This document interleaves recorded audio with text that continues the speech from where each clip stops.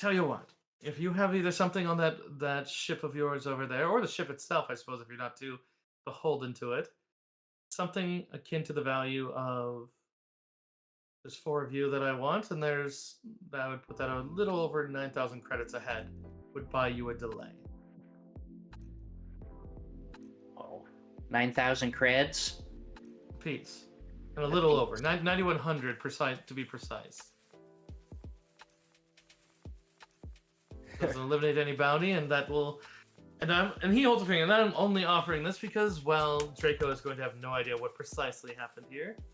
I would like to activate, not a combat feat and talent, but I want to activate my coordinate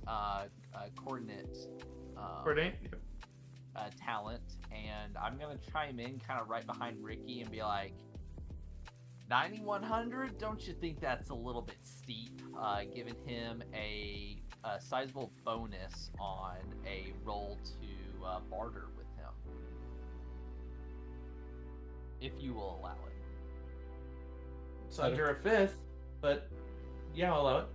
Miria, what do you have? Out of character question. Isn't Draco the guy we killed? Yeah, maybe he doesn't know he's dead. Wait, that was true. Draco was the guy you guys launched down a pit with a torrent of force lightning. Actually, Yeah. are you sure that you even still have a bounty? Because Inquisitor Draco is dead.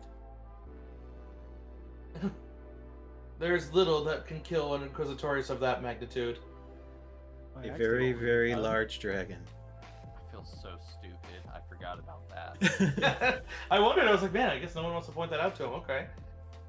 Dekel for the clutch. Every single one of us, except for Dekel, including me, I am disappointed in all of us. And I was like, maybe Jordan McDroidface can say it. Then I was like, no, because Jordan McDroidface got cut in half and then got revived afterwards and heard he died. So it's like, he's not certain. So he's like, and he's also still, not for nothing, if Jordan McDroidface has a fear, it's of Draco. It's like, that man bisected me. Yeah, Ricky's gonna be like, yeah, when did you get that bounty exactly? He probably makes a quizzical bit of a face of, like, you just see just his eyes as they furrow. And he's like, this bounty was given to me about 2 months ago. Tracking you has been a bit of a chore. How long ago did we kill Draco? Out of character? About 3 weeks ago. Ah, okay. And also, as mentioned, the bounty is probably not on the Galactic Bounty Network. That's why I was like, I could say in character you probably checked it, but then since he's already like, well, the first thing he just said Imperial. This one he indicated that it's from Draco. So it's like, well, if it was from the Inquisitorius, that's not going to be on the network, which means he has no way of confirming. So basically, let me get this straight. So he gets his bounty a month ago. We killed Draco 3 weeks ago. Oh, 2 months ago. Okay, never mind. You basically got the bounty pretty much shortly after you did the Felucia deal. And he's been tracking you since. There was a probe droid you spotted on that one of those little floating probe droids that you guys saw. It kind of chirped at you and flew away. And that was when you guys were on, I think of its damn name. The Trade Federation. Cato Nemoidia? Cato Nemoidia. I was like, I knew the Nemoidians. Do we have any proof that we killed him? Like, do we have his lightsaber or something? Aside from the holocron that we already gave away. Yeah, we don't have the holocron. I mean, Jordan McDroidface has probably a video recording of him coming up. Jordan McDroidface could play a hologram of him coming up and hitting him, like, because that's the last recording he has of it, where it's like, oh, yep, Sure. Here's my memory of that. I'm gonna ask my son to play that, and then I'm gonna say something along the lines of, "Look, this is hard evidence that we came in contact with him. I swear to you, we killed him. Do you think we'd be standing here today after getting this close to him in the first place? And repairing our droid.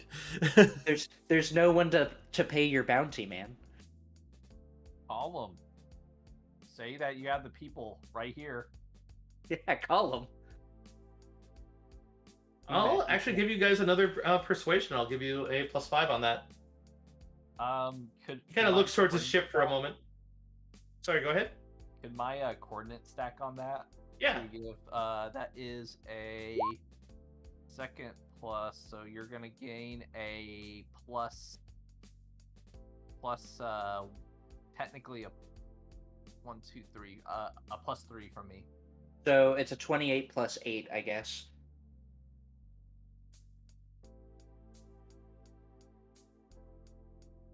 I'd say that's reasonable. He probably makes. He looks to the crab doors. He just kind of wait. They seem to be watching you all and him just kind of obediently. But then he does. He kind of does a bit of an embellished sigh, but giving you guys a bit of a shake of a head. But you do see as he seems to move his hands from where they were just kind of like lingering just above his, where you'd have expected navels. He moves over to the cloak shape and jumps up onto the wing.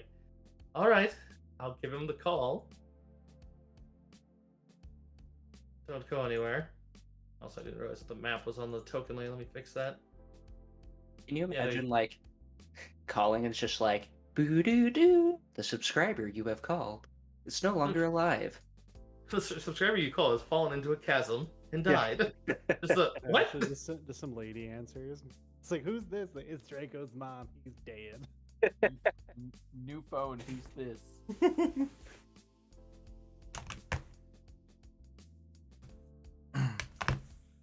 This is So- Draco. Please leave a message at the beep. You can see as he does something to unlock the canopy, and then it springs open. From your view, you can't see precisely what because he's higher than you at this stage, but you just see him fiddling with the control. And then it springs open, and he reaches over to insert a comm link into the main of that. As you can definitely see the ship slightly power up some, but he's not in the cockpit itself. As you realize he's tapping into its communication systems. But he seems to sit there and he's watching you all, as you can see, with one hand on the side of the section of his armor that comes up over the ear, and but otherwise, as it ends just shy of his like eye line. But as he's just kind of watching you and just kind of looks towards it, see him kind of repress a button as he just seems to. But otherwise, then seems to be waiting far longer than you'd expect for a call to, like if he does have a private number to call for when the job is done. Droids stay utter so still. Other than just a little bit of swaying, but Ricky's gonna pat Droidy McDroid face. Just pat him very sweetly. in the little top head just kind of rotates and looks at you and just kind of not much you can do as far as, but otherwise you can tell he's appreciative to be alongside you. But he does it in a bit of civility. He's like, 1 second, let's test one thing real quick. Name a planet. Just any planet. Yeah, just a planet that's not. This is the weirdest ambush setup I've ever been a part of. He chuckles softly. Fine, how about Tatooine? An easy, far out of the way one. No one ever thinks of that one. Sure. Looks at Ricky pushes his pants back inside. This Well, one that's. But as soon as he does that, then there's a chirp, and you'd actually see a little illumination in his ear that you realize that as the ear unit's working, it seems to illuminate some. And then he immediately just seems to close that and then goes to stand up. All right, so I'm not being jammed. And here I thought you maybe just had global jamming up and this was all some luck. That's strange. I don't know if I believe it still, but the Inquisitorius is not answering, and here you are. What? So are we... Tell you what. And you'd see as he actually seems to lower his guard a little bit, not entirely. He seems to crouch a little bit near the edges. He's just kind of crouching on the wing of his ship and looking down to you all. I still want something for my time, and now I've just murdered a good portion of a garrison. But you have what? You said information that we want. yes, obviously there's that.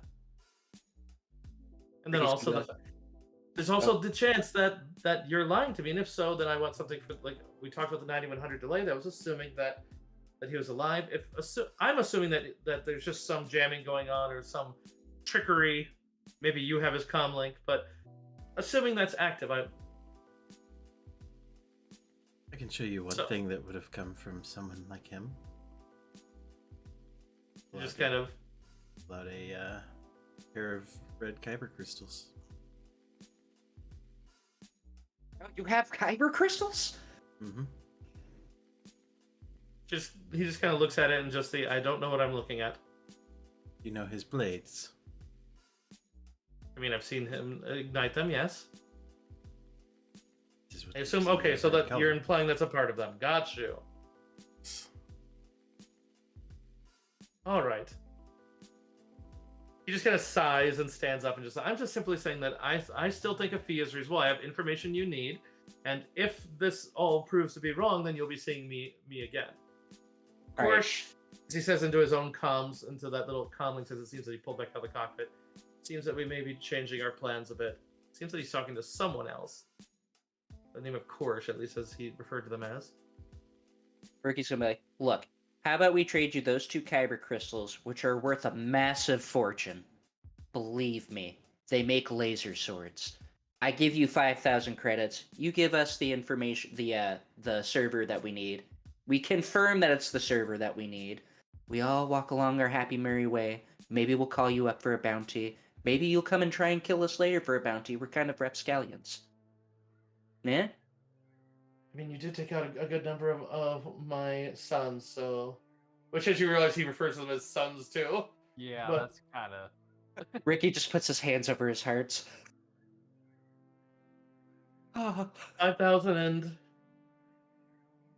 I suppose the question is, Miria, were you offering those for a trade, or were you just trying to show those off? Because I don't want... yeah, because Ricky just does offer. I was planning on doing the whole bit where I walk up to Noel again for his money, but I was like, nah, those kyber crystals might actually work. You have taken all my money. Well, I mean, he kind of mugs everyone else for their money, or friendly mugs. I don't know what to say, but... Shakes down? and I have Yeah. 3, Molly? so Extorts? I can give away 2. I do have some that I can. I do have some money I can chip in if need be. But Noel would rather offer a bounty on his brothers, his 2 remaining brothers, for the sum of his inheritance if his brothers can be killed. Wow. Well, if you want Pretty them hardcore, man. gone, then I just simply... Do you have it? I guess the information on them, and how much is the inheritance? Oh no, I was thinking that in my head. Oh, That was, out of character. not- Okay. Yeah. Yeah, because real Vrak is not one to. He enjoys the hunt. If you tell him that, it's like. But in any case, he does go back over to the. It gives you guys a bit of a, like, you can't see his mouth behind that half mask, but you get the feeling that he's smirking a little bit at you as he pulls out the chip that he left on that crate. And then he does open up one of those thermostat ones and pulls out what looks like a server that's on, like, basically a handled vertical unit. And as it does, he opens up the side of it and then takes the chip and plants it inside of it. And as it does, you see the server lights up.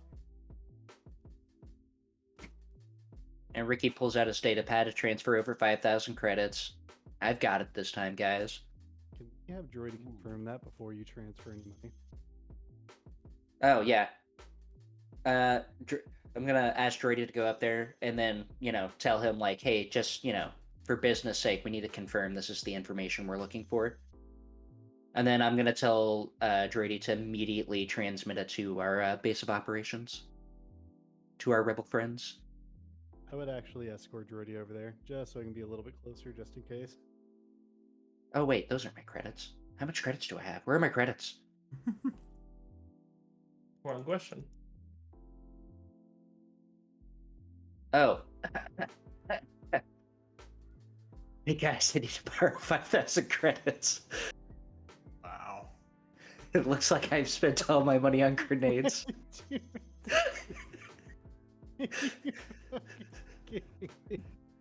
Sorry, when I was making those deals, I was looking at how much my equipment was worth and not how much money I actually had. You're a fucking stockbroker, dude. You're a fucking stockbroker. Miria is just giving him the dirtiest look right now. Do we even Or have, pulling out a do we data even pad. have 5,000 gold or Yes. 5,000 credits? I do. Why? Maria, thank you for being your mom. We all appreciate you. Thanks, Mom. Everything you're Appreciate you. doing. I have some that I can chip in if it makes a difference. We'll worry about it later. Don't worry. All right. Do you guys have the credits to give to him though? Because that's an important Yes. thing. If you go to transfer and it's insufficient funds, he's gonna be Yes, cross. I had over 9,000. What? 9,000? Don't get any ideas. You said it in front of Ricky. He's gonna. He owes me 2 Kyber crystals, so he's got to go kill another Inquisitor. Kill whoever you want if the pay's good. Well, in that case, it'd be. Anyways, yeah. So transferring that over, and then he probably waits for the transfer to basically just to allow the. He's like, all right, we're gonna do this piecemeal. I have it locked behind a very simple one. The server will tell me if you go beyond a certain level, it'll let you at least see the baseline info, and then that'll confirm that you have it. And then after that, I have the crystals in my hand. Then I'll release the lock. Deal? Otherwise, I'm putting my first blaster bolt in the server. All right. Because I guess important question: do you guys intend to double cross him just so that I can narrate through it, or I can go through this step by step? Because he's expecting a double cross. I'm not Right. going to. Yeah, Ricky has there's no gain in it for Ricky to double cross him. No, Noel told him that if he fucked with us and didn't give us what he wanted, then he would die. But I mean, he's cooperating. Noel's cooperating, so no Yeah. issue from my end. Yeah, it's against Crush's morals, actually. He's here for an honest fight, or actually an honest deal. That's it. Yeah, and in his case, it's clear that it's like he doesn't care much for the Imperial. That part's probably the only part that stands out. That it's like that he's willing to do that, and he did seem to loot the area. But at the same time, it wouldn't be a far stretch to realize it's like, yeah, but working for the Inquisitorius, they work the same way. If you see the wrong thing, even as an Imperial, it'll kill you. And so it's like, if he thought he was working for the Inquisitorius, maybe he had orders to just like not cut and dry. As far as you know, those other ships could be rigged to blow. Maybe no one was getting out of here. Right. But in any case, yeah. So in that case, you guys have plenty of skill to unlock it. Jordy has to take a moment, but otherwise, in first, yeah, there's a decent lock on it. And basically, his removing of the chip did cause a small bit of damage. Nothing that actually costed any data. It takes a used computer check to do, but Jordy's check, let alone Ricky's, is well above the ability to access it. And as such, they're able to confirm that, yeah, this has Sarlaac project information. We have some locations. We know where the next stage is. But then the rest is behind the lock. To which then, as the transfer completes, he would just hold out his hand for the crystals.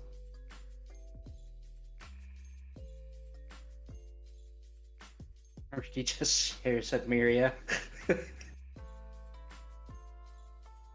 Like she wasn't going to say no. So assuming you hand them to him, then he would simply then tuck them into a chamber on his belt.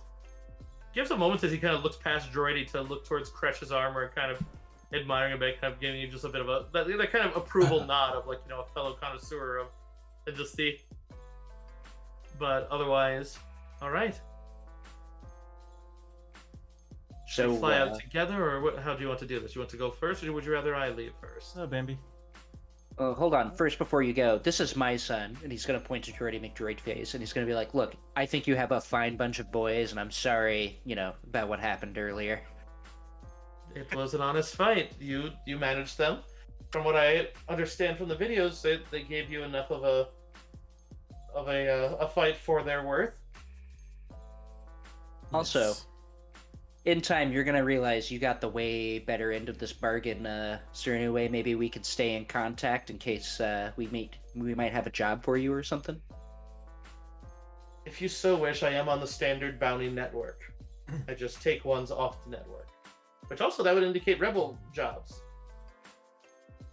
Okay, that's cool. Very well. Granted, the rebellion's not a thing yet, but still, that means that ones that the Imperials wouldn't be fond of. Mm-hmm. Oh yeah, this guy is supremely cutthroat, so at the same time, it means that as soon as the money's gone, he's also gone. God, I like this guy.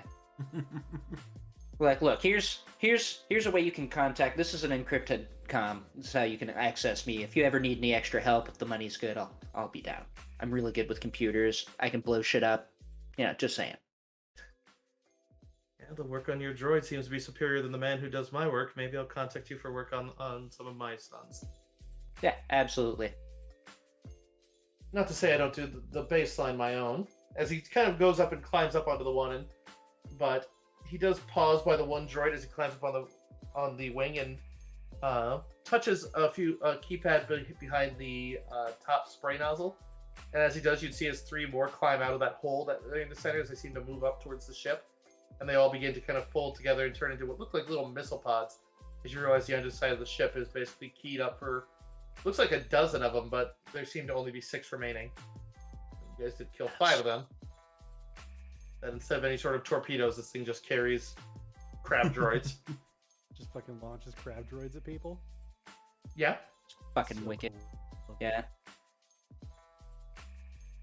Oh, he's like, let you fire them even at a capital ship. Make a nice hole for you to enter through. Thank you for the follow. And I'm the Purple Foxy. But yeah, he gives you his contact number on the Galactic Bounty Network. And he does kind of like, now you understand though, if it proves this is all mislead, no number one, if it's not, you have nothing to worry about. But if it is, well, me and Korish will be seeing you some other day. Hopefully in better terms, eh? Mhm. Hopefully so. You just hear Jordan Returns, I'd hate to have to kill you, sir. That droid Ricky's did just find mumbling, us. "That's my boy."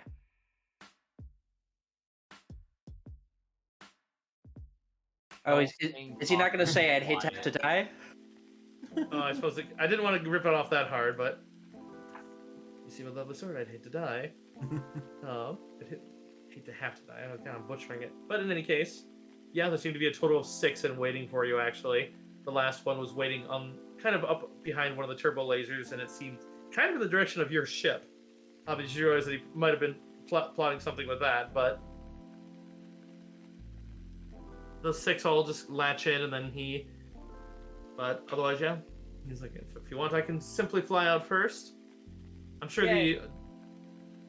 Oh, go ahead. Sorry. I'm sure the dragon will be curious, but well, I should be able to find its vector easily enough. Do me a favor, tell those friends of yours to give me proper data out of here. Then I can avoid it well enough, but I'd rather avoid it and the dragon with a nice, clean hyperspace jump. Yes, we should be able to contact them to allow you safe passage. Wait, there's a dragon? The Arcanian Dragon's the name of the Star Destroyer. Oh, Remember that's that thing right. we made a dick joke at? That's right. That's right. And he just simply doesn't want to have to fly near it in order to avoid the asteroids out, in which point that he's risking them being like, why aren't you escorting the officers? And he's like, well, about that, hyperspace. Yeah, Ricky will go ahead and get that data transferred over to him. And as such, Ricky, you'd see as Jordy has fully accessed the server at this point and has downloaded the data to his own core. And as such, you'd see as information is showing as, it doesn't show precisely what just yet, but you see that it is a construction. Let's see, it gives me the full data here of what you get from this stage of it. But the Sarlaac project is referring to a massive construction effort that is taking place in the deep core. The costs are exceptionally high, so they've been completing it with off-the-book slave labor between moths that want to contribute, as it's been well beyond its project one and is otherwise, if it basically needs to request more funds on an official scale, it would most likely be deemed inexorbitant by the remainders of the Empire's what is it? It's not called the Council, I forget. The Senate, because they saw the Senate gets dissolved at the beginning of New Hope. Right. But it doesn't give you precisely what is being built, but it seems to be larger than any Victory Star Destroyer. It seems to be bigger than even the supposed. There have been probably not even so much rumors as I don't want to say commercials, but maybe like propaganda showing the new Imperial class that are being built at the Kuwait shipyards. That it seems to dwarf them by about 50. Bro. Okay. Cool. Yeah. Super cool. All right.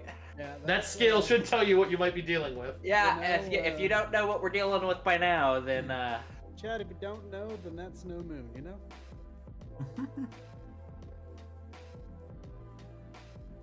But in any case, it does give contact and notes that are tied directly to Coruscant, which seems to be the place to go, as it gives some information, some low-level keys for unlocking information on that project, as it basically looks like you could basically trace it back through the handlers for this data.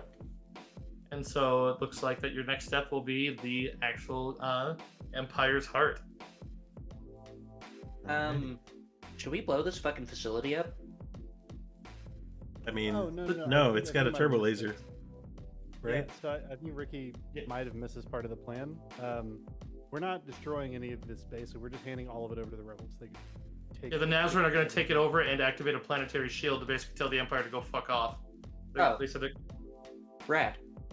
Yes. Because the 3 turbo lasers here are strong enough to actually pose a threat to that Victory Star Destroyer. Only when they're within firing range of it, so, but... Right, I mean, it'll keep them from bombarding the cities. And... Yeah, it basically prevents them from destroying the tracking station, because if they try to give any threat to the tracking station, the turbo lasers will make very quick work of anything short of a Mon Calamari cruiser, which I don't think even exists yet, as Home 1 doesn't get made for some time. Well, it's a city under the ocean right now. Right. Nope. But yeah, at this stage, Vril makes his departure. You do get, probably just because they'd have similar tracking, like ship tracking on this station, you do see what does look like there was a second ship that moves into formation with him and then jumps off. Looks like he may have had backup up in orbit. That seemed to be something else starfighter sized. Interesting. But otherwise, they jump out of system. You do see that the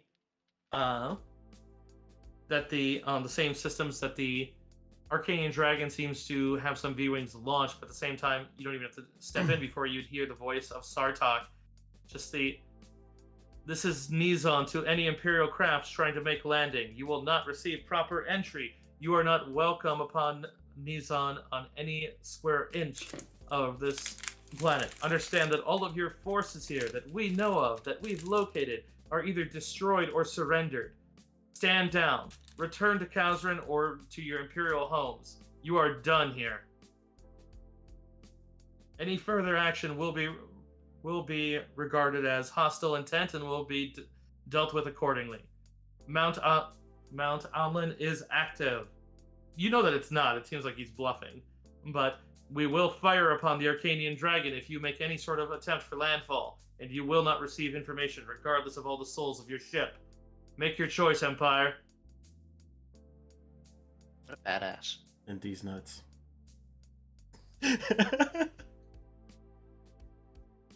hear that's on that same comm as you'd see as only on the audio and a bit on like the text log of it, of just the Arcanian Dragon. You hear that same female kind of tired sounding voice of just the Nazarene representative. This is a grave mistake. The Empire won't forget this. Could you possibly reconsider? Which is again more polite than you're anticipating for an Imperial one. Just simply, I told you, we've made our choice. So you have. And then you wouldn't see anything else from it, as the looks like the Arcanian Dragon's moving towards the other planet, the mining planet that they have. Let me double check. Doesn't look like it's leaving the system outright, but it's going to Centaurus. Gotcha. And you do know that there was another you would spot as the Centaurus, what were they? Can't think of their name. Venerators. The Centaurus Venerators do seem to go to move to meet it, just in case there's some other hostile action before they move to start flying in a bit of a formation. But over the course of a few hours, they arrive and just seems like they've retreated to Centaurus with their other forces for now. Fuck yeah. Is now a good time for a bio break? Yeah, if you want to take a bio break, I was just going to do some narration stuff of the end of this book. Alright, We'll be prepping the next one. But yeah, Sarlaac contacts you on a private channel, as he simply tells you that the Nazarene are already planning, and that a great number of the Imperials have actually, without their communications, the Nazarene employed a bit of misinformation campaign, as well as to basically inform them that the other ones were all wiped out. and so managing to get a lot of pockets of them to surrender. Mm-hmm. But otherwise, still not a massive amount, but they have gained quite a bit of Imperial tech, such as some ATSTs and a singular AT-AT that is not in the city. Nice. So they are planning to form up 3 people from each of the 16 cities to form a planetary council. Although Sarlaac himself is planning to leave all leadership. They want to nominate him the Grand General, but he actually wants to he's happy to have helped with the rebellion, but at this point he wants to just step back. But he does, however, ask that you take a message of friendship on his behalf and the behalf of the council to Senator Organa. Since he knows that that's where the information was leaked to him that you'd be coming, and that the Nazran will help against the Empire in the future, and that as soon as they find ships that are able, he's going to send any of his able-bodied and willing men that want to take to the stars and join the rebellion. Which, in the future is actually quite a big number. The Nazran were the first and most prolific in the rebellion. I guess I'd just tell him to beware, because the Empire is likely to answer this.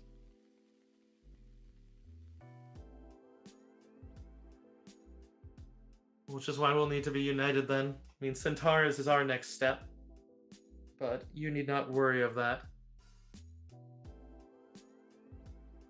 Over some conversations, it's... Oh, go ahead. So I don't know. It could be good fun. Start another rebellion.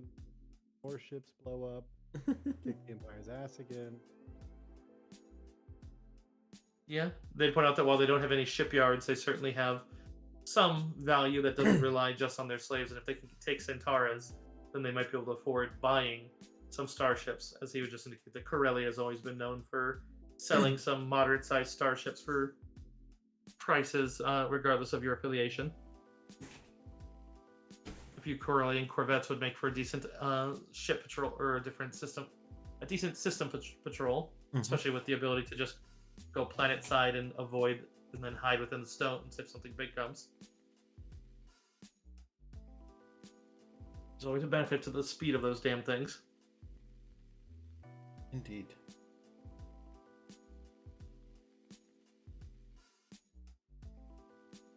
Otherwise, you did hear from the resurgence that the Alderanians are focusing on funding a lot of Nebulan B frigates to be made. Which one, given the fact that this is the first of any planet in open rebellion in the that's not a non-republic planet, they literally said, once they get the first planet, the first new class 2 is probably going to one of the planets that will rebel. So one of those. Right. Welcome back. I left it immediately after I asked the bio break question and pissed a gallon of piss. So. Oh no. I'm just thinking of all those joke items of all those gamer bottles, which are just basically those pee bottles. It's oh, that sounds terrible. But no, yeah, because you remember that the captain of the Resurgence said that they are working on making the first class Bs with what are they? The same ones who make the lights. No, it starts with an S. Cianat? I can't think of the company that makes the X-Wings, because they end up making the Nebulan Bs too. But basically, the rebellion's working to get the first class 2s made, and not that they promised it at this stage, but it's likely that the rebellion will probably send something to hold this place if it's the first planet, because they don't want it to be made an example of what happens. It'd be much better to hold it as a sign of, look, we can do this. Question. Did we level up? I was going to check that. I was going to finish my narration, though, first, if that's okay. Yes, sorry. You would be able to leave, and actually this is, as much as we make the joke of leaving with your hair on fire, this one's not. The Empire pulls back, and they do stay on Centaurus. They don't make any sort of contact as you go to leave, but it doesn't, nor do they seem to send any fighters your way. Just seems like they take a quiet position away. The Nazran do erect statues of all the fallen in Martyrs Plaza, as well as you would get a goodbye from Sarlaac and Iliaka, as well as the clones that went to help you. So Palchit, and the last one, which you didn't get to meet outright or speak to, but his name is Tally. Like Tally Mark, as he seems to bear a lot of marks on his armor. But in any case, they'd bid you a fond farewell, and otherwise moving to secure, as each of them would infer that they're going to move to some of the more still in transition cities, where there are a couple pockets of imperial resistance at this stage. It's an ironic turn.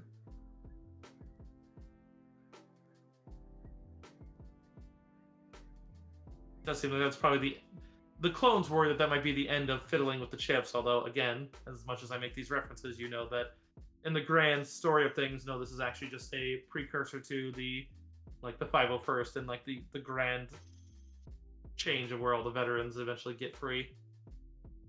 Yeah.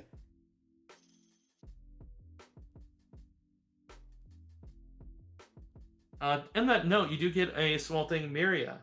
You do get a small, not worth a whole lot in credits terms gifts, but the both Chit and Pal have a small thing for you as they go back, and each of them gives you a different one, and similar or the same one, as they kind of just give a bit of nod as they go to remove their helmets and say goodbye to you. But each of them pulls out what looks like a spare helmet, which you're not certain why they are, but you realize why is one's handing you their clone commando helmet from the Clone Wars, while the other does give their actual Imperial one.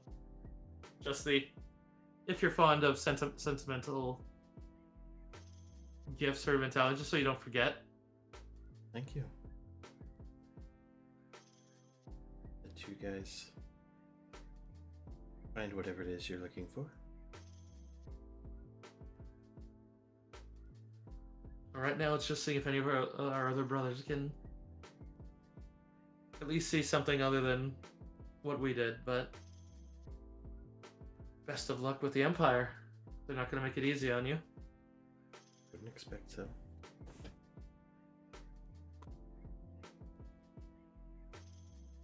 You see as one goes to give just kind of a nod as he just kind of puts on a bit of a... It's almost funny to see just kind of a bit of a flat cap as he goes to walk off, as the other goes to just kind of give... Kind of in the same as it's that moment of clone deja vu before stepping off after Chit.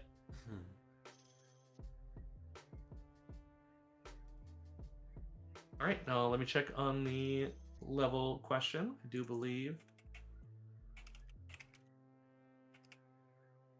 What level are you guys currently? That is 9. Level 9. Yep.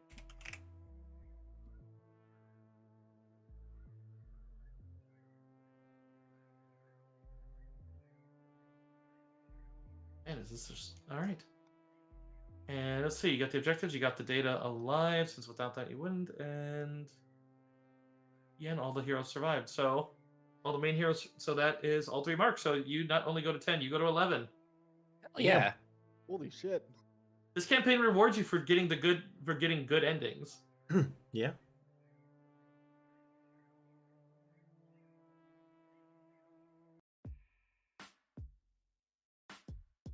Get a new talent. While you guys level up, I'm going to peek over at the next book and I'll prepare the crawl. Excellent. Excellent. It's the one great thing about running essentially a space barbarian. My level ups are very simple.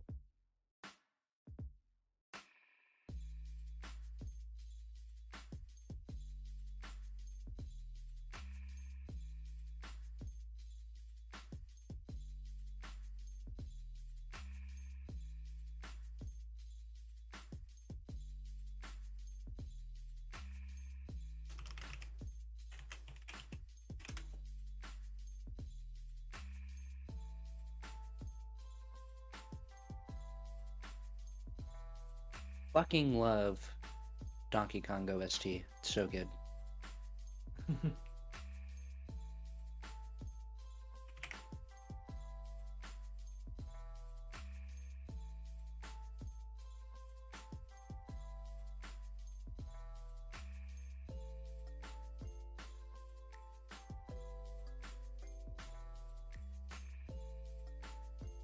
So for HP, we still roll 2 of their hit die and take the better, or is it just a 1? Or I forget now. I do believe it's still rolled. We roll 1, and then you can re-roll with a force point, right? Yeah, that's how I thought it was. I don't think I did between the 2 and take the 1. Okay, sorry. Although, You're if, thinking of Mummy's Mask does that. if you're going up 2 levels, you have quite a few force points to use on the first one at least. Yeah, keep in mind you can't use all those force points on the other one, but you can use all those on the first one. Yeah.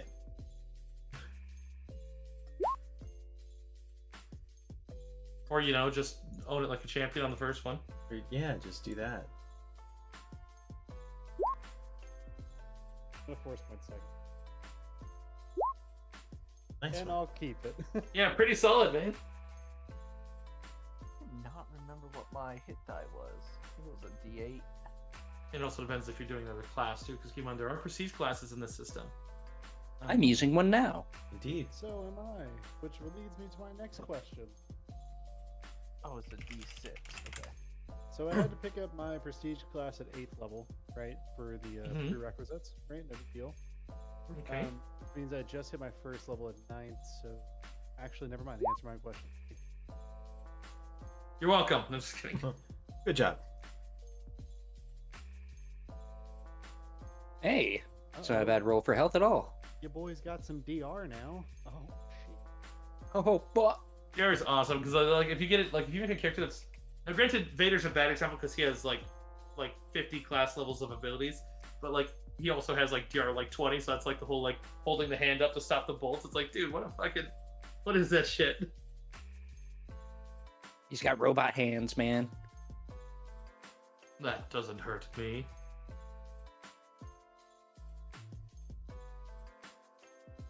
Wow, look at that.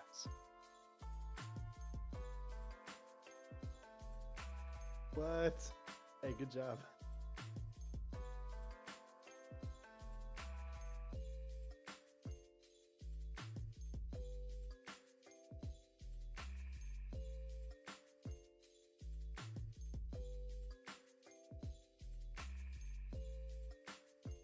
All right. I will warn you guys, the downside of the next book is there is almost no downtime, so you won't have anything for any projects or any of that, but that's also what some of the level is supposed to help you represent, is basically just the getting re-prepared. Basically, it's only going to take a day or two. Once you return back to the Resurgence, you'll find out that Captain Varth has been promoted to Admiral Varth as basically the start of, as he's been informed that basically he'll be one of the first admirals of the upcoming rebellion. But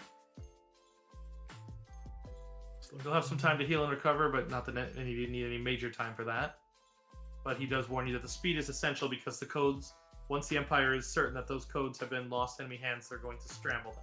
So we need you to basically go there, get in there, and which will be part of your actual tagline, but I just warn you. And then use them before the codes are reset, which I do think is part of the intro too, which I'll save for that. Mhm. But just warning you that, yeah, it literally tells you that you have 1 or 2 days.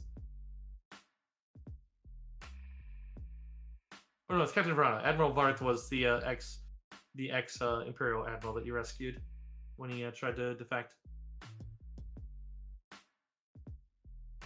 I'm gonna need just a hot second. I had listed out all the. Wait, we're not feats I- starting again. I was just reading and sorry, but go ahead. Sorry, I cut you off.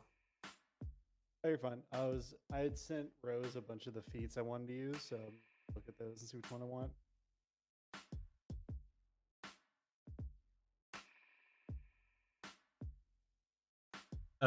Question. Yes. Destiny points? You rescued. Didn't I give you one for the ship? You did, yes. You should gain 1 for each level still, and then you did also rescue the planet. So yeah, I'd say a total of 3. Okay. Awesome.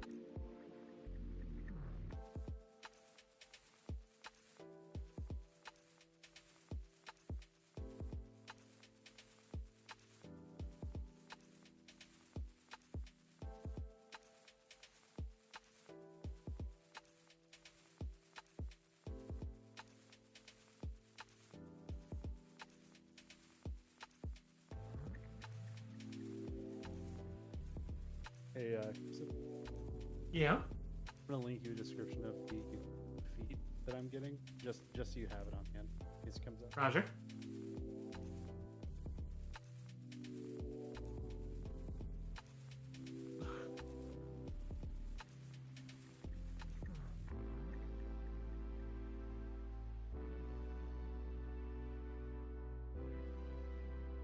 Oh, that is so lovely. Yeah, the one I'm gonna pair with that afterwards. I'm gonna just send it to you anyways, because I know I keep forgetting I can just geek out with you about these.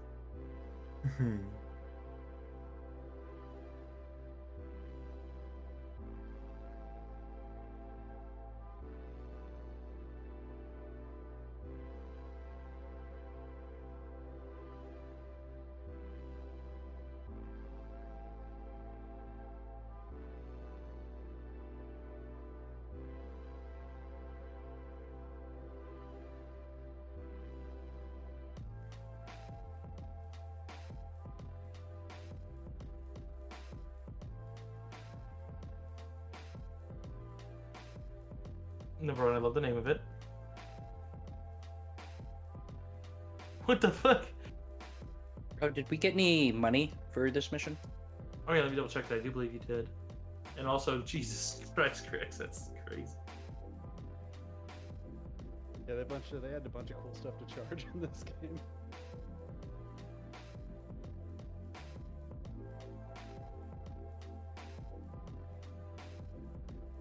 Also, I just love the name of it, so it just sounds very intimidating, you know? It's just, Yeah. he's a Tasmanian devil as you go, is that what it is? Basically just like, no, you guys can't stop me, actually. That guy, he's super dead. Everyone else that you pass is just, thank God it's not me.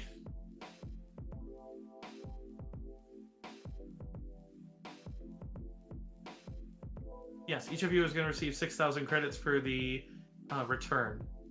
So you got 4,000 credits for going out, and then the 6,000 on your return.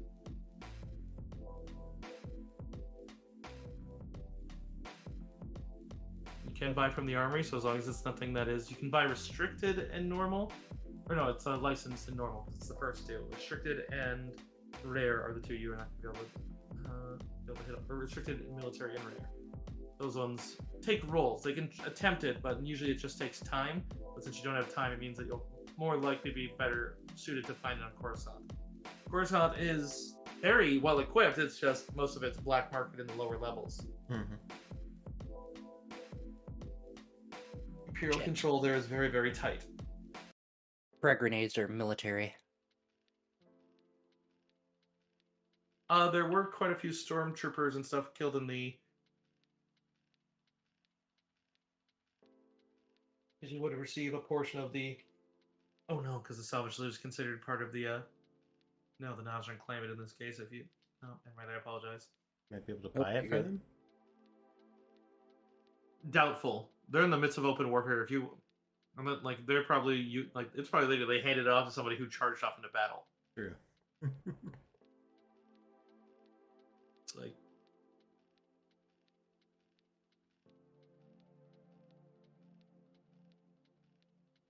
All right. Like, even if you found a taking- quartermaster, I imagine, like, unless you're planning to fight on planet, I doubt they'd be giving out much.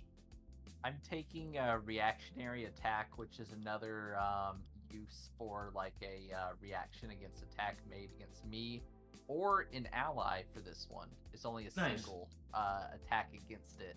I can direct. It says I can direct one ally within 6 squares to make an immediate attack against an enemy, making an attack against me or an ally. And then I'm taking Brilliant Defense, where I get to add my intelligence to Flex Defense as a reaction once per encounter.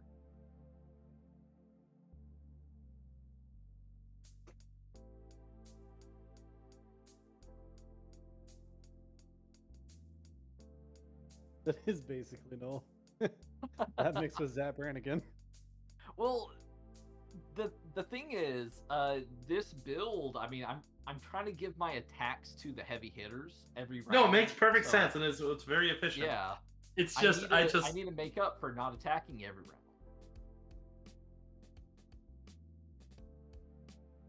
excuse me. So in order to do so, I have to take these feats and talents, which allow me or others to attack between the rounds. So it's a very interesting way to play noble. There's definitely other talent trees I can take, but I mean this is fun to play this way. Yeah, I mean it's been a blast. So.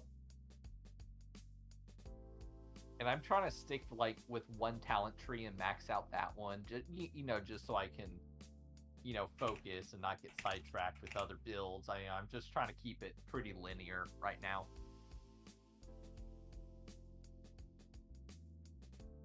Well, I can disable simple devices as a swift action now, and I took another level of sneak attack. Cause fuck it.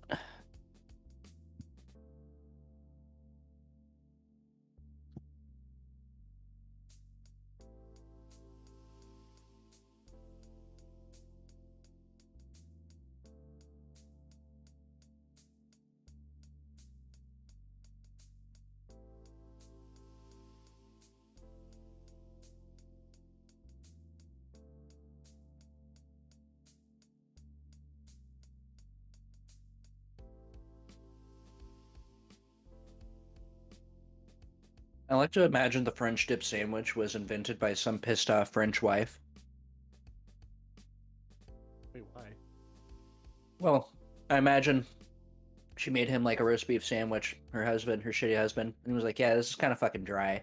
She was like, well, here, why don't you just dip it in this, asshole? And just gave him all the It's juice, and he was Amaju. like, this is brilliant. I mean, you saw how French fries were made, right? It's just julienne potatoes, right? Well, kind of. It's like basically someone was going to have their potatoes, and then they kept ordering them thinner and thinner and thinner, and then finally the guy made up something they thought he wouldn't like them. But then everyone at the table was like, "This is amazing. You should always do them this way."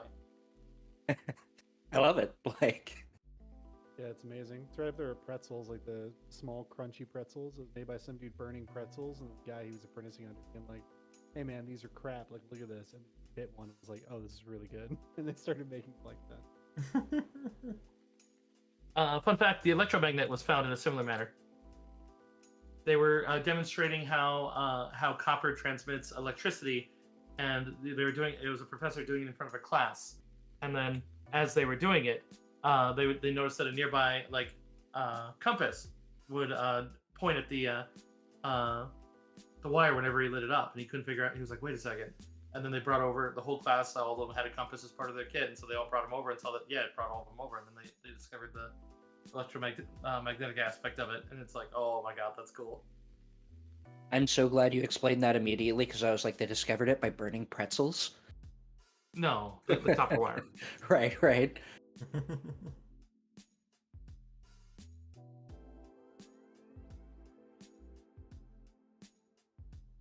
chat, you're going to hear a little bit here as I test something. This is not the intro you're looking for. I'm just make sure I got it. I'm not trying to be too meta, but now I have Harm's Way that I've had for a little bit, and then Out of Harm's Way, which is basically like Harm's Way basically lets me take a hit for one of you guys if you're adjacent to me. Just fully do that. And then Out of Harm's Way is that, except you can also do some Battle Master shit where you can actually take your allies' space if they're willing, and then move them to a legal square adjacent to that square. That's awesome. And it does not provoke attack of opportunities. Just something to note.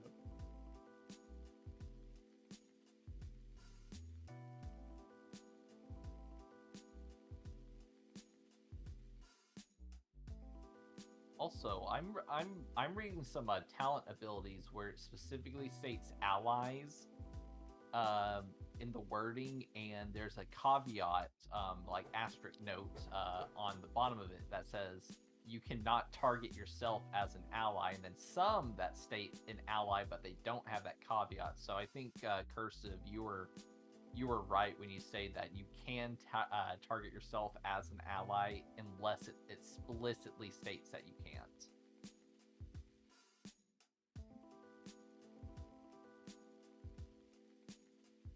So yeah. It's pretty awesome. You know, Ask Goblin, I'm a little bit sad that you're not streaming tonight. Yeah, I never updated Windows. It broke all my stuff. Oh no! No. Because Windows Update. But I was gonna have you introspective cowboy that crazy shit I said the other day. Oh, in my Discord? Yeah. Dude, so I didn't see that until I was like playing grounded and I tabbed out and was drinking some coffee and read that. And I fucking almost spit my coffee out. So you clearly get an introspective cowboy for, I don't know if Deckle's streaming, but for my stream, it'll be fun. Guys, shit. Hold on. I'll make this official. How much is an introspective cowboy on your stream? On mine? Yeah. I don't remember. 6, 7, 50, or 800. All right, cool. 850. There you go. I'll just redeem 2 RRs on cursives here. I want my. See, I thought you were just gonna go into cowboy. his chat and redeem it while he was offline, because that'd be funny too. All right, man. What You do should. want? You just want me to just say what you put in there? Yeah. Yeah, okay, fair enough. Let me get this pulled up right here. You ever take 30 seconds to sit down, eat a chicken neck, butt naked cousin walks in, shitting fresh maize, screaming about gay frogs, taking your cold ones Friday nights, and now you ain't got any for the boys? We all know Saturdays are coming, so you hop onto your headless chicken to make a quick stop at Bucky's, and you realize you forgot your cowboy hat. Don't you hate that? Oh, I hate that. It's the worst, man. Can you not go in Bucky's without a cowboy hat? I mean, you can. That's. It's I ill like, advised. I like the hesitation in Deckle's. It's like it's kind of like you could die. Was the hesitation? I absolutely heard the stank face in that statement. There was a split second where Deckle looked around to see if there was any fucking beavers. What's how, going like, on? You know how like Dude, I got like a couple jars of Bucky's stuff that Deckle sent me a couple years ago for Christmas. Like I think it's like peach jalapeno stuff that's like good till like 2030. It's great. I haven't opened it yet. you know how like in writing you have like text and subtext, right? Yeah, of course. Yeah. So Deckel's text said what Deckel said, and then the subtext was just like bless your heart. Bless your heart. And now I'm just thinking of the Broadway episode of South Park. God damn it, the subtext. What's the matter, bro? What, bro? Sweetie Todd, bro? What, bro? Am I the only one who saw that? I was taking a drink. It was funny. It's terrible. It's like, oh my god. Especially since I love Wicked, and I was like, oh no. To be honest, there aren't that many cowboy hats around unless you're going to a country western club. Some of the cowboy hats you see around here are the guys who are like trying too hard to be cowboy and are definitely not the cowboy. Yeah. I That's mean- my favorite. That's my absolute. The Eugenes. That's It's like my absolute. They got- favorite, like they got the bow tie, not the bow tie, but what's it called? The the bolo. the You one- talking about, like, the yeah, the little- bolo. Yeah, they got like little bolo thing? on. They got the whole outfit. They got the jangles and shit. It's like, nah, dude. Show me the dude that's covered in mud wearing like basketball shorts and cowboy boots with no socks and some bullshit ball cap. That guy is actually working cattle. Yeah, right. Ball cap's more common. It's that dude from the whole like I can watch kids fall down every day. That dude's a cowboy. Yeah, that guy 100% knows about his stuff. If you shake his hand and it hurts, he's probably been around some hay. When you guys are done with your level ups, please let me know so I do have the crawl prepared. I'm Alrighty. done, but I had a Nice. question about the finer points of that bullshittery that we were talking about with Impetuous Move. So you remember how I was telling you, or how I have Impetuous Move, which is basically whenever I take a second wind, I can move up to half my speed. Uh-huh. Say that I found a talent that could potentially let me just take a second wind as a free action, and then another one that would let me take it as a reaction. Uh-huh. Would that essentially give me the freedom to just do a disengage, like as a reaction as well as a free action on my turn? Effectively, yeah. That's how that combos. I would like Okay. to see all of them to confirm, but from the way you're describing them, yes, that sounds I like that all will- stacks. I'll get with you. I'll get with you after this. I just wanted to get a cursory. Because I'll tell you right now what I'll be looking for is basically unless it says that you have to spend an action to do it to move as. Like if it said the impetuous move says as a reaction when you do this or something like that. Basically if it's saying it's implying an economy use, if it's of a free action. If it's the wordage of when you do a second wind, you may then move. Then yeah, doesn't matter what the condition is, you just do it. But I would like to see it just to confirm. But I would like to roll to buy 4 more frag grenades if possible. by all means, yeah. If you want to give me be a social influence, so that's either use computer for ordering one, or it is persuasion, Well, or let's- what was the last one? There was a knowledge that was involved. Can't remember which knowledge was involved. There. Well, I'm gonna do use computer. It's my highest roll. Fantastic. Then I can stop looking for the other one. All right, sweet. All right, so I'd need to roll this 4 separate times, essentially. We'll just do one. It'll just be one for a crate of them. Cool. Oh my god. Maybe I should have just said 4. Can I Maybe force 4 was point? nicer. Can I force point? Natural ones are failures no matter what happens. I would say this. No, keep in mind this one is. Keep in mind this isn't. You don't get it. This is just it gets flagged. So it's basically someone finds out the rebellion is basically Buying grenades. Imagine that. It's like they might. It does affect certain roles on the player side of things, but it's either way you get it. It's just it's up to me to determine what that reflects, and then they give me a table of things that it could be. So I could roll a table, but in this case, I'll probably just decide on something fitting. Mhm. So, All right, everybody. hey, honestly, I feel like part of me, whenever you guys get a roll like this that creates more shit, part of me feels like it's not actually a failure when your party is this good at killing things, because they're basically just bringing more loot to you. Yeah, That's a great way to look at it. This party is basically just the embodiment of come and take it. Like, yeah, It's like, oh no, instead of just grenades, I might have to spend a grenade, but then gain 4 guys worth of armor, weapons, and grenades. You turn this shopping spree into a homicide. Like, I don't know.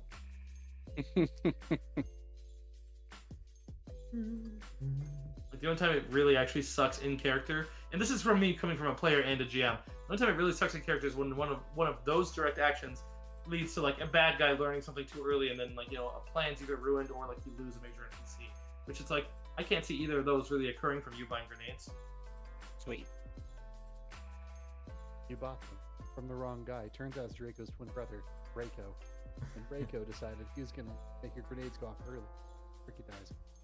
That'd be pretty nasty if you bought a crate of grenades and all of them had like their fuse 1 round earlier. You go to set one for 1 round, it just explodes in your hand like a fucking potato masher. Jesus. God. Did you say that we could buy gear right now? Yeah, you can buy gear as long as it's nothing that requires an extended check. Military-wise, it's easy because, like, yeah, or certain military ones, like a frag grenade. It's like they'd have that on the ship. It's just them basically working towards it, like it's like they'd have grenades. But if it's something rare, it takes time. At which point you're not gonna be able to do it because they're gonna basically send you out real quick. Okay. I would like to purchase, if they're readily available, healing stimulants. Also, probably spray bandages and fast flesh med packs. Yeah, those would all be available. Healing stimulants are more of a prototype thing, but they definitely could. Those start getting replicated about now because you've already shown them to the Resurgence once. So at this point now, they're becoming more common in the Rebellion. Which, if you don't know, the Rebellion is much better at generating alternate Bacta than the Empire. Sure. Empire likes its generic Fast Flesh use. med pack I see has a base cost of 600. Yes. Let's see. Does anyone want to chip in for some Fast Flesh med packs? Otherwise, I'm probably gonna buy. I'm probably gonna buy 5 of them myself for 3,000. Put me down for another 5 of those storms, so I'll chip in 3. Okay. Alright, so I'm adding 5 and you're adding 5 and I'm subtracting 3,000 off mine and you're subtracting 3,000 off yours. That's enough of those. How much would healing stimulants be? How much would healing stimulants? Those are 200 apiece. Okay, I would like to buy, you know what? I would like to buy 5 of them for 1,000. And how much would these spray bandages be? Spray bandages are 250. 250. All right, I'll buy 4 of those. Sounds like we're good on fucking medical supplies. Holy shit. Yeah, this is quite expensive. So,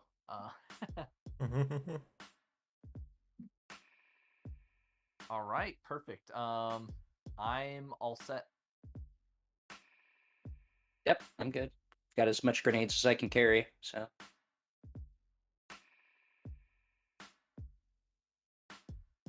I'm just searching for a talent, and the one thing I might want to buy is rare, so I'm not going to worry about it. Yeah, I don't really know what other guns I could really want. I'm doing alright. So, I think all my downtime, I would be... Yeah, you have a fucking aim-fin rifle. Yeah, no, I'm set. And a bowcaster and a bunch of other stuff. And also, I saw that stun baton you gave me. I almost killed a guy with that, if they wouldn't have grabbed me on the ship. Nice. No, so, Cursive, I think I would have spent my entire downtime with this blade scorpion, like imprinting on it and like raising it. Say that one more time. Was it you're doing what? You remember how we have that baby blade scorpion, the one that I like grabbed from the planet, put it in a cage and all that stuff? I think I'd just be like imprinting on it and just like raising that thing, trying to make it into a mount. Yeah, it'll take some time, and I mean there need to be some extended downtime. It looks like they grow 3 to 6 months. Okay, so yeah, it's going to be some time. I think the campaign extends that long because there's definitely going to be at least one other time skip since there's basically 3 movies. You're in the midst of the second movie right now. Sweet. There's a little montage of you being cute with it. Yeah, it's blind, it's kind of gross looking, it stabs my armor a couple times. Yeah, I was going to say there's like one part where it somehow gets through your armor and there's just you in the med bay with like a bloated face, still cuddling it. Like, oh, you're adorable. And the big thing to remember is like, yeah, that thing is primarily scent based, not sight based, obviously. Scent and sounds are how it identifies people. Ricky feeds it eggs.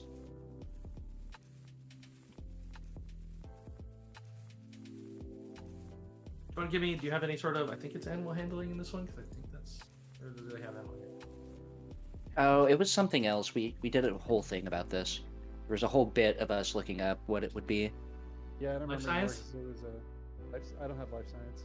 I have survival? Give me a survival roll. We'll see how well it goes. It's not going to be like an utter failure, but it's just we'll see how, like, you know.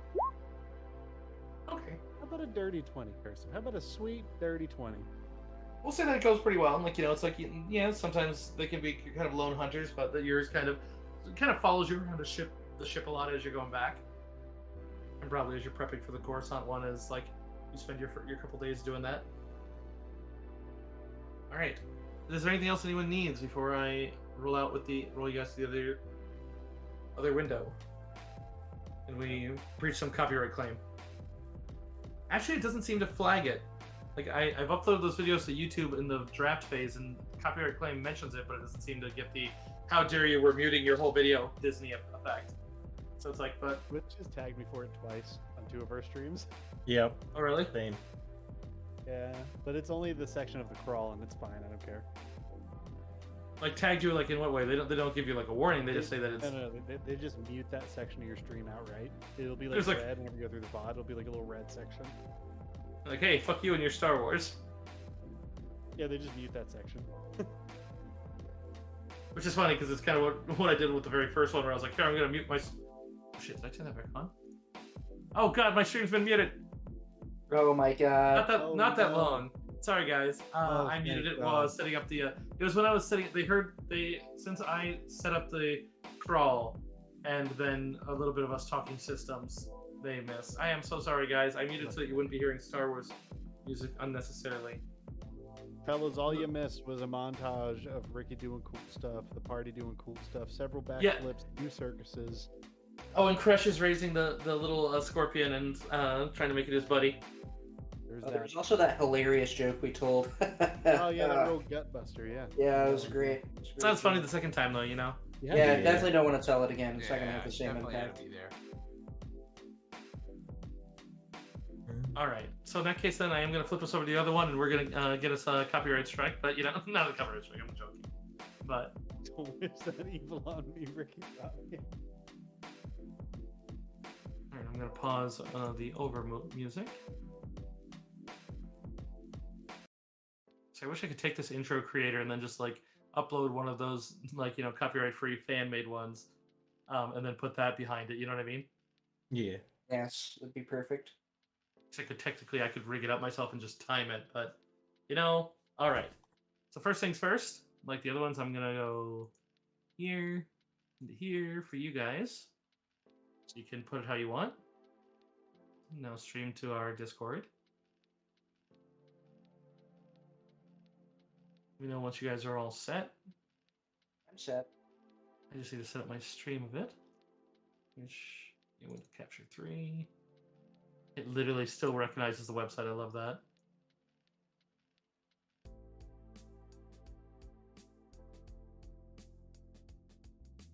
Yeah, see 3 spectators is.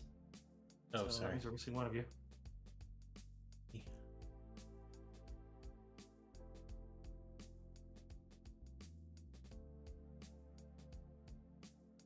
You don't have to watch if you don't want, Deco. Let's just see. I just want to get you all in there before I hit play, and then I'm gonna.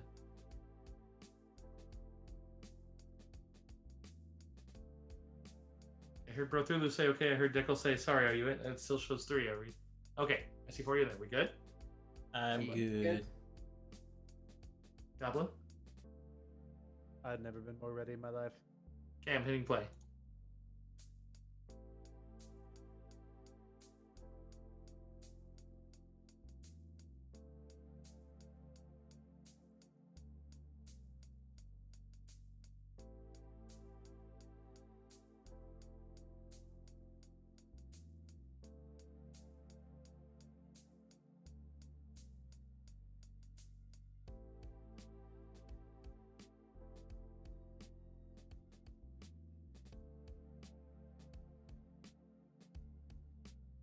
Apologies to chat, since you can't see it.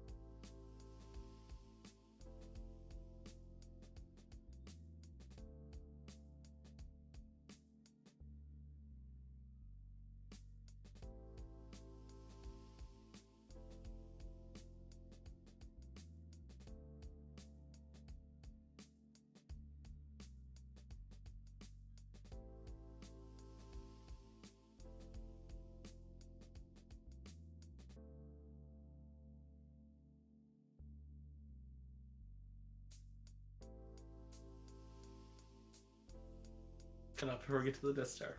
All right. Close that up. Love it. Indeed. I always love the hype. I always feel real hyped after that, even if it's something super simple like that one. All right. So let me get back to.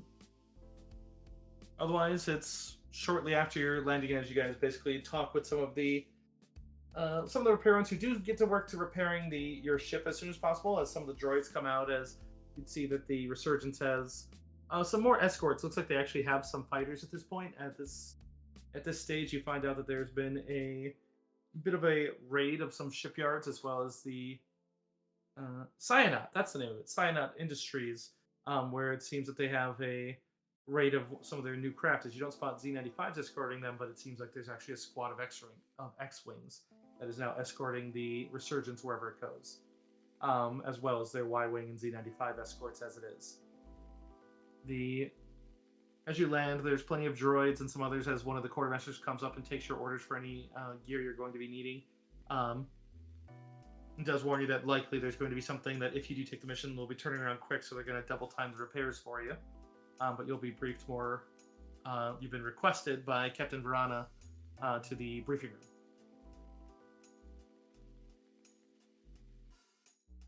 But otherwise, as you enter the stark white briefing room, you can see that it's not Captain Verana so much standing by the main hologram dish, but Admiral Varth, who's waiting impatiently for you to come in and take your seats. He looks extremely tired and sleep deprived. Takes you a moment to realize that Captain Verana is there, but he is sitting near the yellow and silver astromech droid that seems to be at all the briefing. Admiral Varth, though, just steps forward as you all come in. Just, congratulations! The data you obtained on Nizon is very revealing. So much so that I fear that once the Empire realizes that it has been compromised, they will take steps to invalidate each and every docket of it. So I'm afraid the time is not on our side. But, thanks to you, we now know the origin of the Sarlaac project, if not its final purpose. And the Admiral gives a signal to the droid as Captain gives it a nod and the holo projector activates. You see a very familiar city planet. I suppose we should not be surprised that the project's origin and design team reside on Coruscant. I do not believe that the entire project is housed there, given the casualty figures that I've seen in my former Imperial life. However, it is apparent from the new data that the project is controlled from somewhere in this area.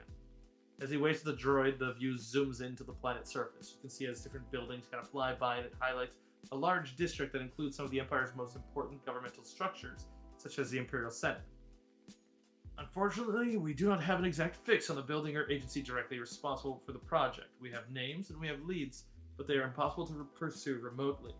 Therefore, we must send you in as soon as possible to find said names, use said codes, and get past it.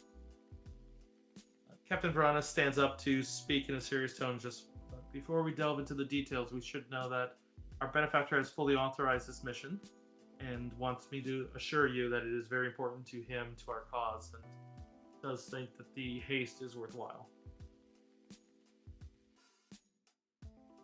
Otherwise, then the holoprojector zooms out and shows thousands of starships, space stations. There seems to be ones of each different class, as well as thousands of satellites, all orbiting or approaching Coruscant.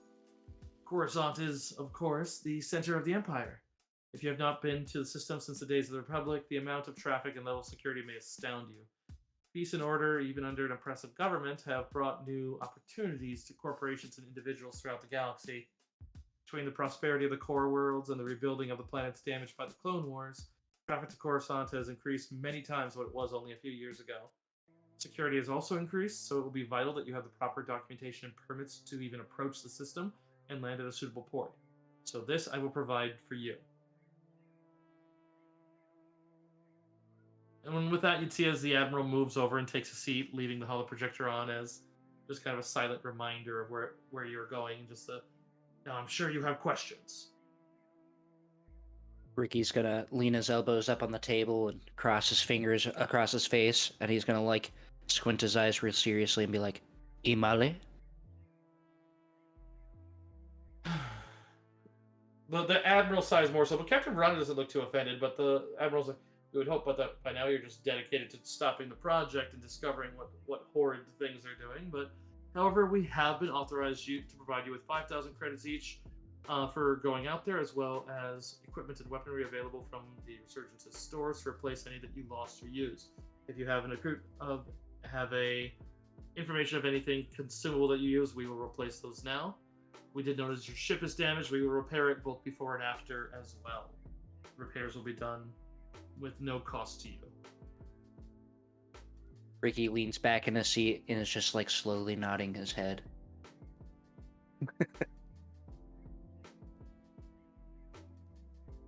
By the way, he's also in a booster chair. Wonderful. Any other questions? Nothing here. No. Just eager to get after it.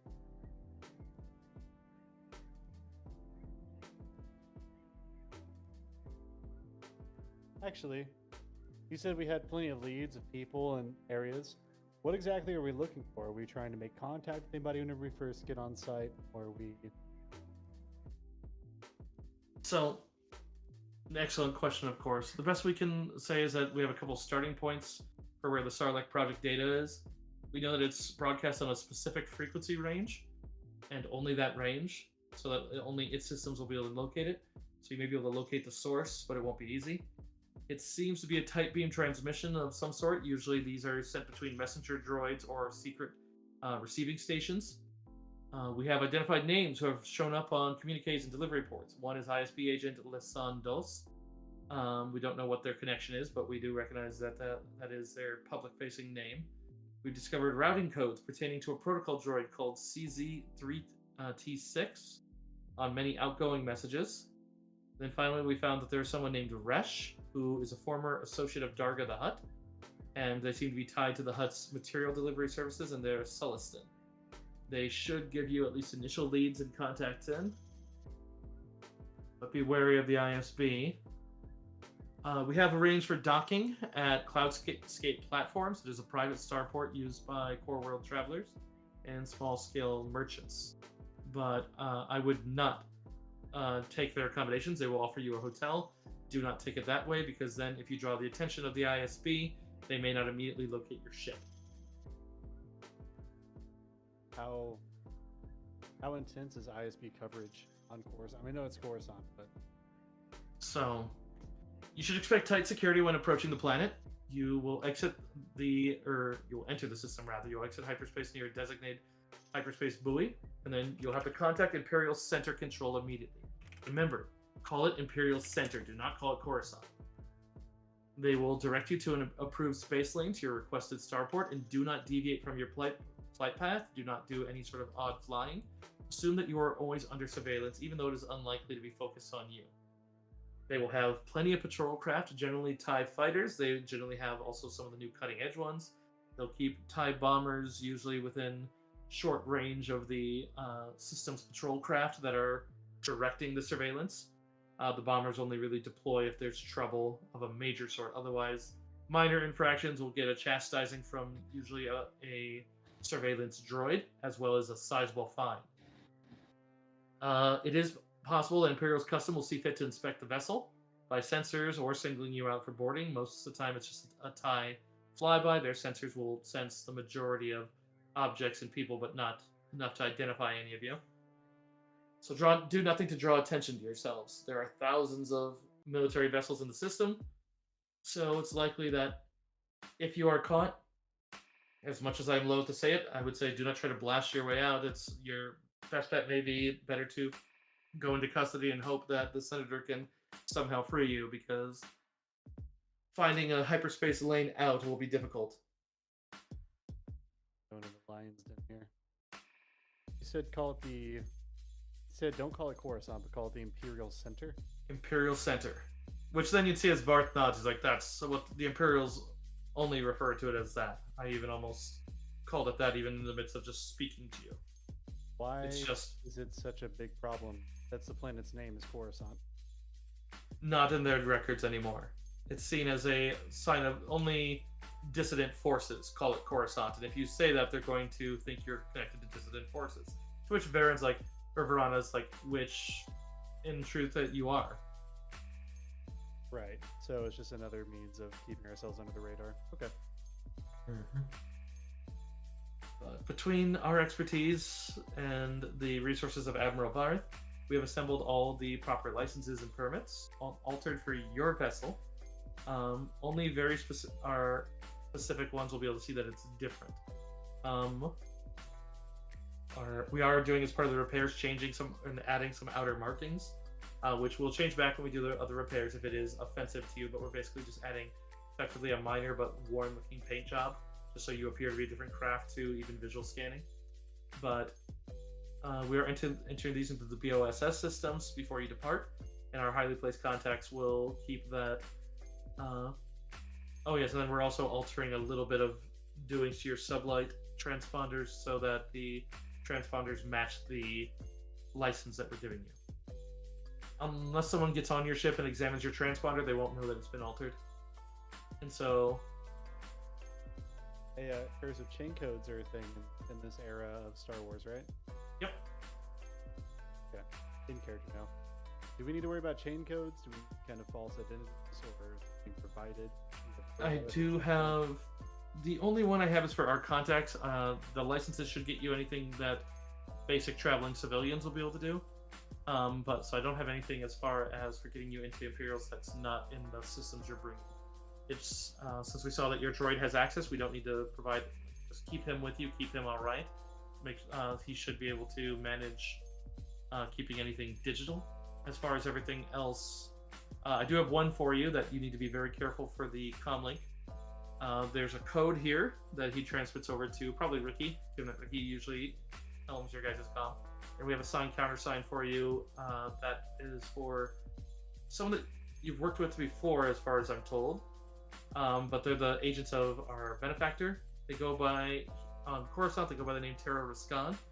You need to remember the sign countersign, we broke our droid, and then I hope you meant to.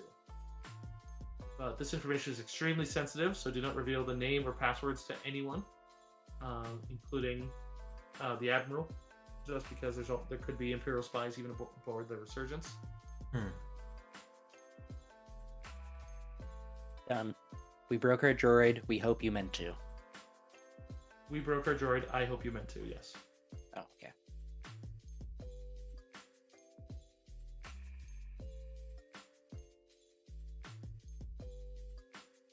Can you give me the name of the contacts one more time? Sorry. The contact is Tero Riskan. Teroreskan.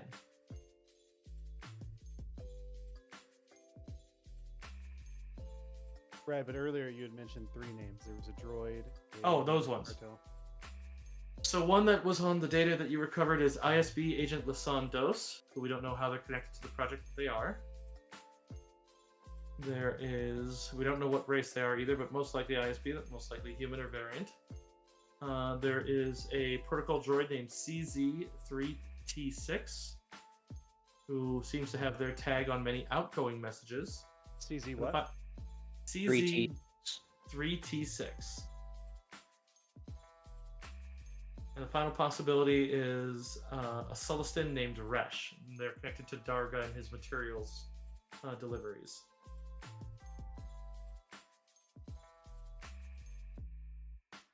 So, I'm actually writing all this down. That's why I had to ask. Yeah, that's fine. I Whatever got the written down as well. whatever you can find, when you find one of these sources and manage to get to whatever they have, whatever data you have, do not transmit it off world. As a matter of fact, try not to go through air transport unless it's a direct beam or tight beam transmission. And instead, you may send it to. He gives you a number. This is one of the 3 numbers for Senator, or actually, he wouldn't say a senator. He'd say our benefactors' contacts on Coruscant. Send it there, and it'll properly be filtered through.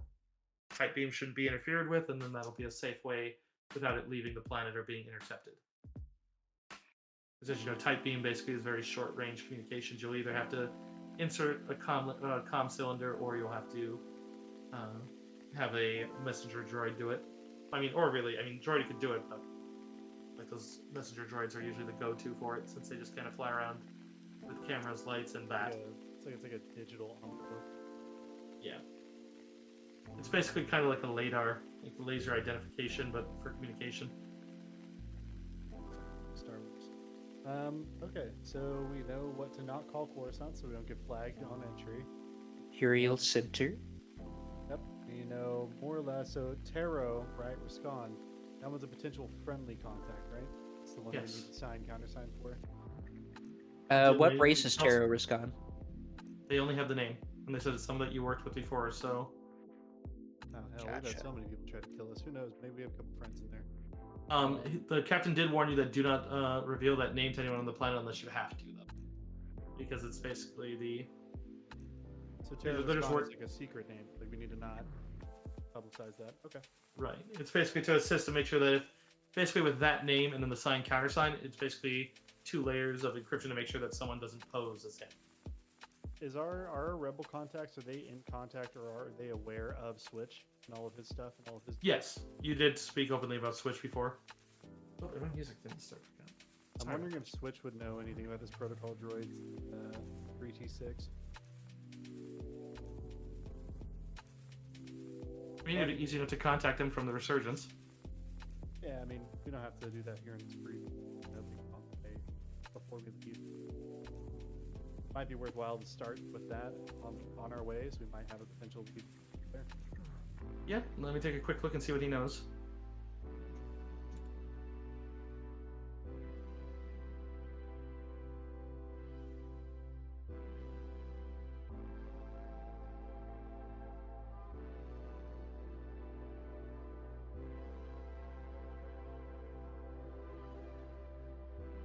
Okay.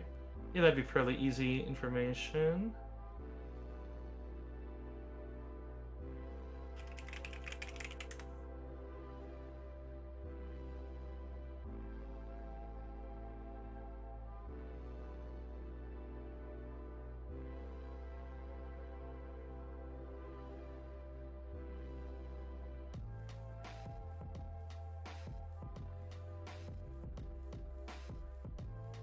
Okay, so what he would be able to give for you without much the switch, you contact him and just simply. He would first tell you that give him an hour's time, and he'll have all the information that he can find over the internet and his contacts for you. After the hour passes,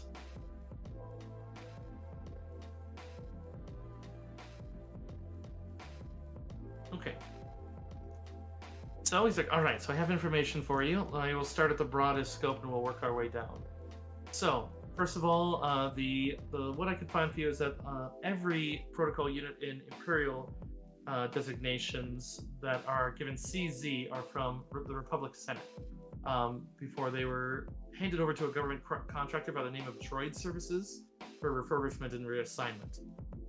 I have the location for you. It is in the Collective Commerce District, better known as Coco, or Coco Town. It does have some remote connections, but you'll need to get planetside to use those. It is a commercial but not Imperial facility. Doesn't mean that they won't call them if they have issues, however. CZ3T6, however, the most I can tell is that they have... Their record shows that they served for many, many years in the Republic Senate's Master Communications Center. They had hundreds of droids routing and organizing all Senate communications, and when the Senate was reorganized into the Imperial Senate, the Communication Center was revamped and he was reassigned, but to where is utterly blank. But he was not marked as decommissioned either. Not decommissioned nor sold. However, I imagine that information probably lies within Droid Services. Also, Nikki, thank you for the raid of 9. Hello, everyone. We're in the midst of... Welcome. Hello. We are in the midst of Saga Edition, where they're going to Coruscant in a moment here. I should probably put like a Coruscant backdrop up or something. Nice. Yeah, it's going very well. There was a potential boss fight that they talked down and they bartered with a cutthroat bounty hunter, and now they're trying to infiltrate Coruscant with all of its Imperial security, as our campaign takes place between episodes 3 and 4.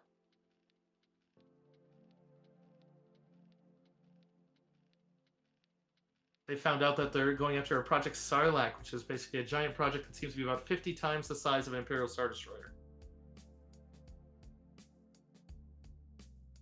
What was that company's name again?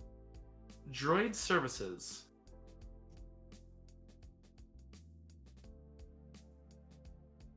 Yeah, big ship, big station. Also, hi, Nikki. Welcome to the stream. I'm sorry I'm not also a stream, but forgive me. Hello.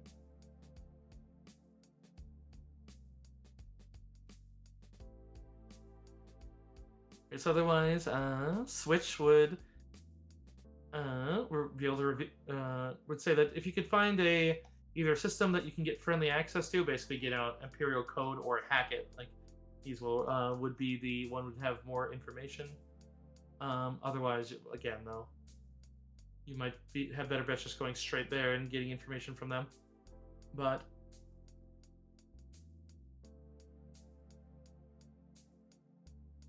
I mean, cursory information is fine. This has already been incredibly helpful.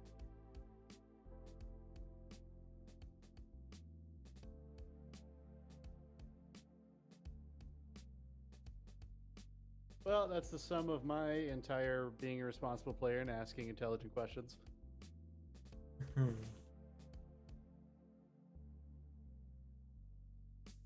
I'm ready to get this on.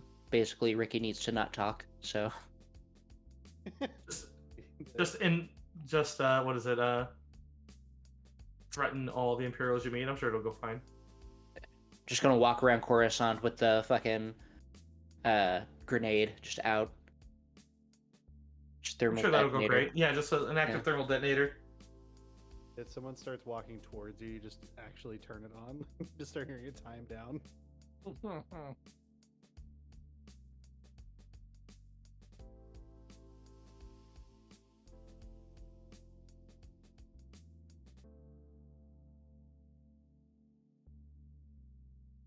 All right, so let's get to the heading in. So, as your ship is prepared, and you guys are given just under a day and a half before your ship is prepared, and you all have your bought and prepared gear as Jordan McDroidface, and I assume all the other NPCs still leaving, like the apprentice you left here before as well. I assume you're leaving them here just for lower complications. Yeah. Okay. I think I'd probably bring my Blade Scorpion on the ship, but that's just. Oh yeah, I'd say you probably have to, since he's probably gonna still be imprinting for probably about 2 weeks. So it's like probably the hardest part is trying to teach him how to hunt, because right now he's just getting too used to being fed.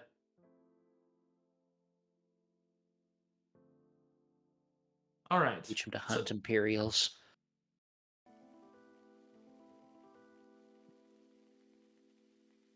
So, yeah, as much as there are some ominous warnings of jumping to Imperial space, you do make the jump-in system, and it's pretty simple. It's you do arrive, and there's a buoy close by that's registered as IC-772. You can give me whoever wants to do navigation can give me a use computer check. I would assume Ricky would be my chief navigator. 31.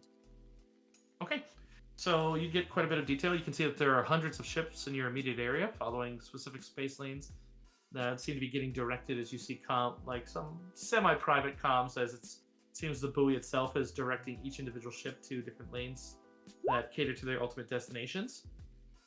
There's it seems to be coming from a channel that's known as METSOP, METSOP, which seems to be the standard message to spacers. It seems to be directing all incoming ships to immediately contact Imperial Center Control.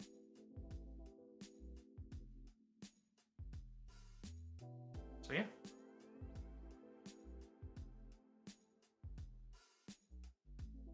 All right. So whatever you'd like to do at this point. I'm assuming Ricky would communicate the correct protocols for, I guess, the docking sequence, landing sequence.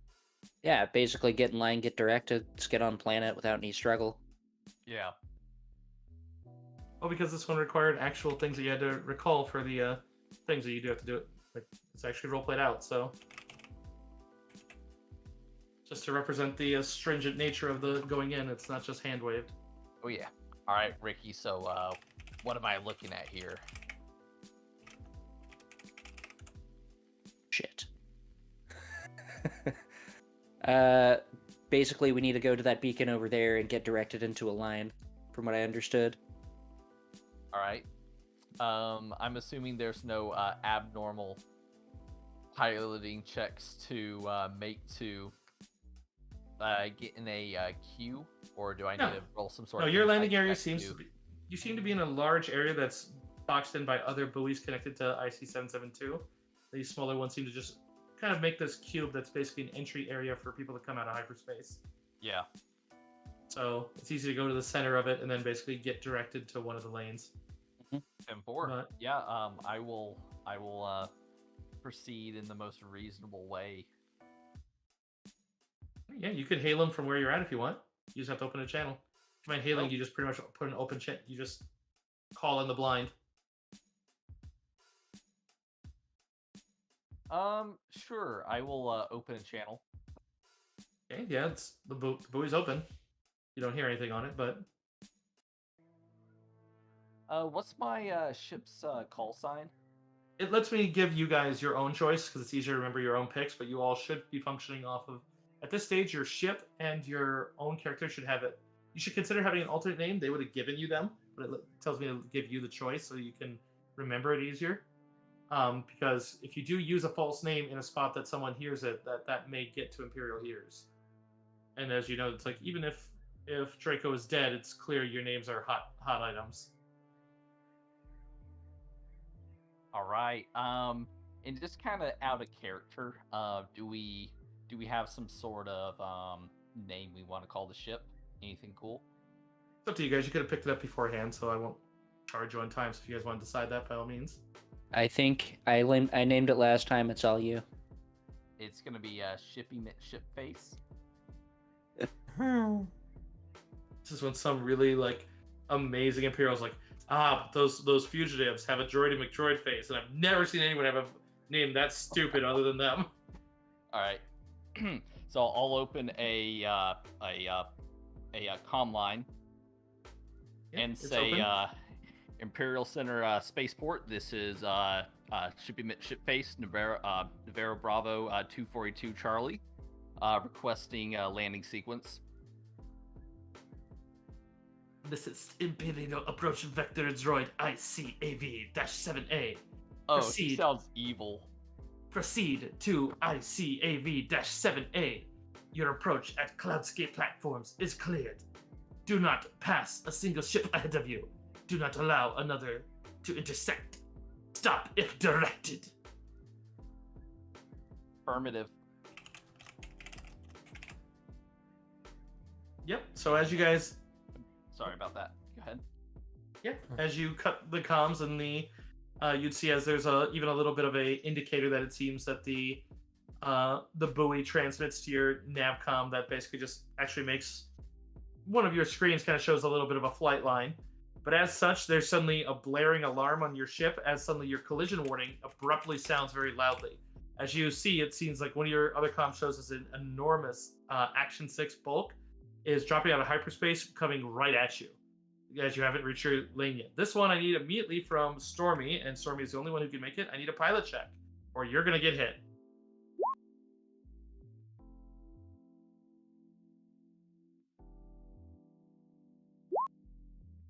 Say 25.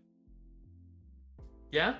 With a very narrow, only with the help of the Force, you managed to get the lightest of scrapes, i.e. out of character. Yeah, you were a failure until you spent that. Good spend. You can see as it does seem that the nearby SPC, if you haven't seen a Systems Patrol Craft, they're kind of egg-shaped and have a shit ton of guns on the outside of them. It does seem to, you'd see a couple of its scanners kind of turn towards you as it seems to take, but you would just see as it simply puts out a comm on the general channel of no collision detected.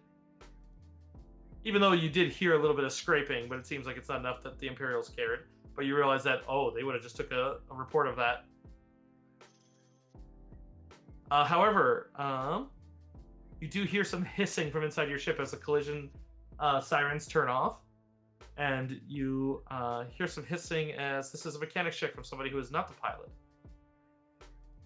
I'll take a Alright, mechanics Ricky, check. I need to go check that out. Yeah. What did I miss? What happened? Freighter almost hit us before we got into our lane. Yep. 22 for a mechanics check. Ricky's going to go check it out. Let me see if I can find a picture of the Coruscant space. Actually, it gave me one. I could just use that one since it's from this. Give me one of the space too. Thought it did.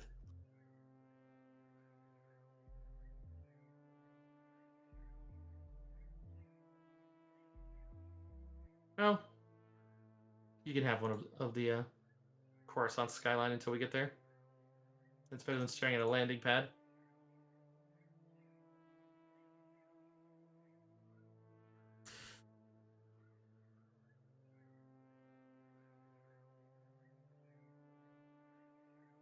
My apologies for the wait there. All right, so 22. Ricky, you're actually unable to find it just yet, but you can continue to give me another roll. However, I do need another pilot check from Noel then, as it seems like the ship is actually having some issues from, it seems like something broke from that dodge. Okay, you're still fine, Noel. But that does Okay. buy you another chance to potentially fight it. Okay, so Ricky, you're able to find it at this stage. It seems that a couple couplings, more than a few, as well as some motivators have been blown out. It's going to take one more check to bypass the damage, and then for every time that you need a check, it's going to be a mechanics check from you, and then a pilot check from Stormy to buy you the opening. Otherwise, you can stop the ship, at which point then you're probably going to get an Imperial. Like, I mean, they probably get breakdowns, so it's not like they're going to be angry, but it does mean they'll probably show up and board your ship with some engineers to help. Which, as much as that's a helpful indicator, it probably won't be helpful to you guys. No, not at all. Okay. All right, so do I roll first, or do I need to wait for the pilot check? The piloting check determines whether we stop, and then you roll, So, because if you keep flying, they're not going to notice you. So if you stop, then basically you have time for one roll before they take notice, and then it comes down to social rolls to keep them away. Gotcha. So we'll go with the pilot. Give me 1 second. Okay. Yeah, ship continues flying forward. You're feeling it, Noel. You're like, oh, this is bad. Like you're not in any catastrophic danger, but you know. All right, 25 for mechanics. Okay, I would say other people can aid that one if you'd like. By the way, just not Noel, since Noel's piloting. Droidy McDroid face. He's pretty good at it. 14. I don't want to break anything. You're doing a great job. Thank you. A great job, Miria. All right, yeah. Between the three of you working together, you manage to secure the couplings. It takes you about an hour and a half of very terse flying in the lanes of start and stop. As every time you accelerate or stop, you're worried that it's all just gonna either stay on or stay off, and you're just like, neither's really good. Because it's like in normal space, it's like you got all the room in the world, but right now it's just this is really bad. But you do manage to temporarily bypass it, as you realize that, very lucky in that case. Probably, I imagine, blaming the rebel mechanics for fucking up your ship, clearly. Fucking bastards. And here, I said I was gonna do it. We'll create a new page. We'll go over here, and I can actually saved, so we'll download a new one.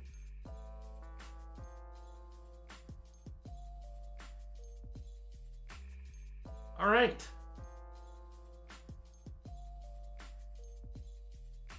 Yeah, with your check from the computer one, it's not going to take you anything to not navigate. So as you make back up, it takes about another 2 hours to get to just the outer Imperial orbit.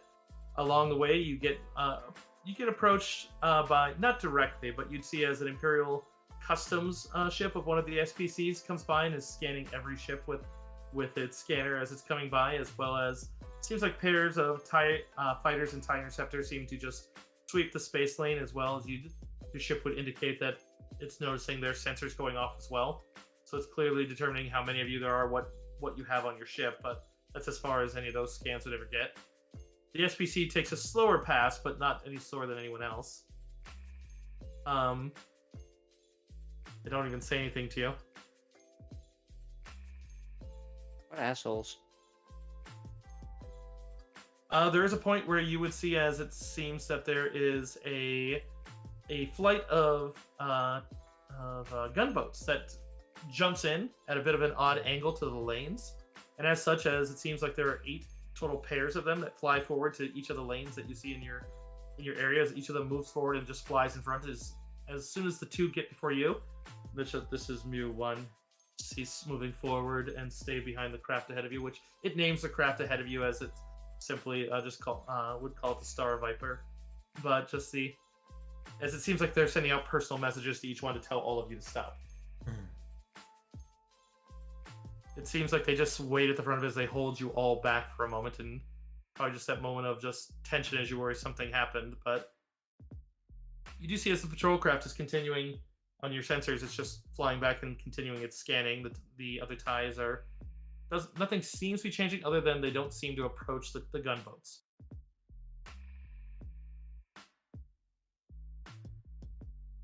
don't know if you guys want to do anything or say anything, or you just want to wait. But Yeah, I mean, Ricky's just waiting out,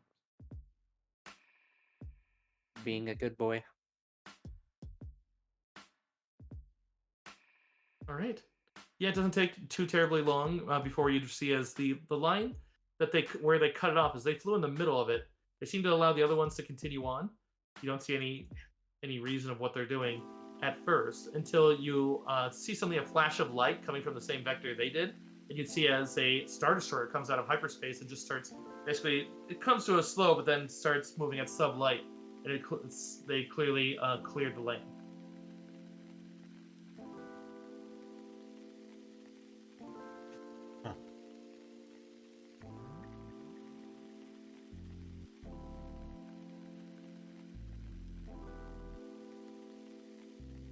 What are we doing, Noel? Guess we're waiting for them to get out of the way. Yeah, the Star Destroyer is just moving into your way. It doesn't seem to be moving at you.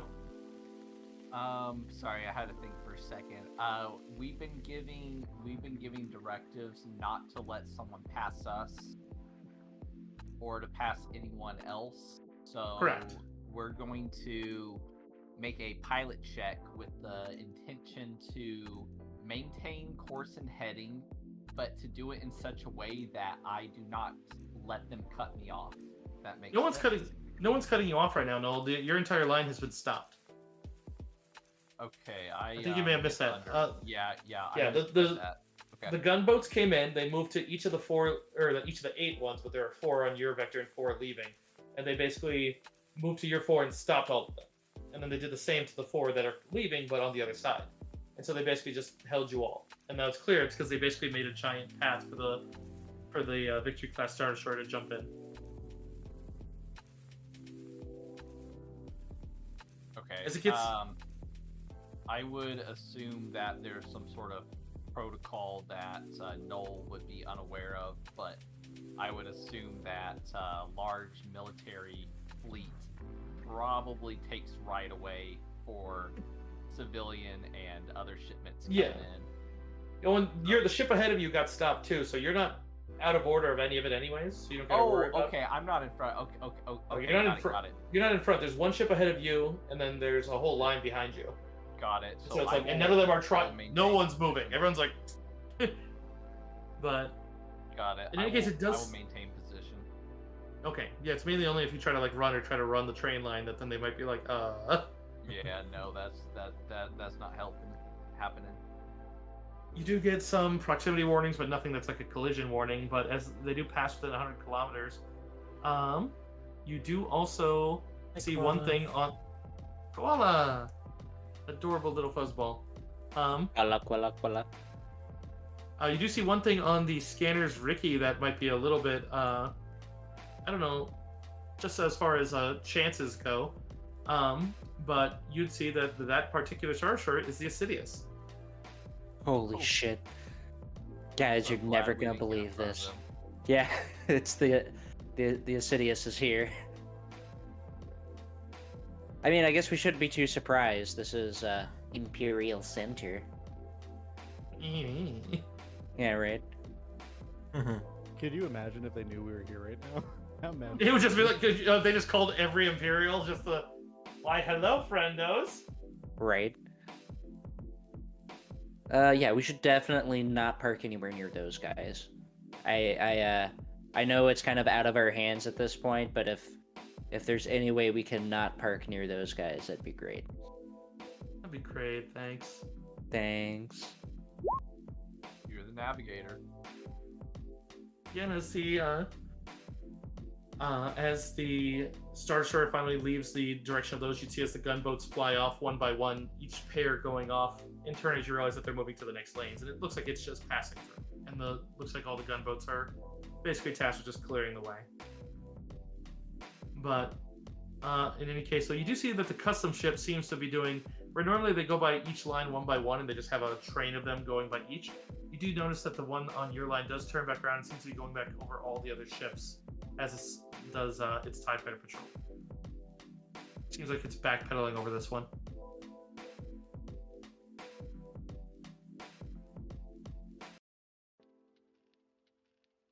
All right.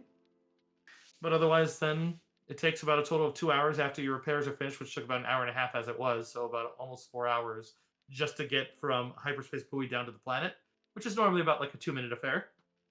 Maybe not 2 minute, but you know what I mean. It's like definitely slowed it down. But once you reach orbit, the Imperial Central Control comes on to see proceed to landing vector ICLV-0192R. This will bring you to Cloudscape platforms. Roger. Roger, Roger. Oh wait, sorry. I'll supposed to say Imperial Space Control. This is ship base Navarro 24 Bravo. Roger that. Supposed to use their name and then your call sign and then signal. There we go. Appreciate it, Stormy. All right.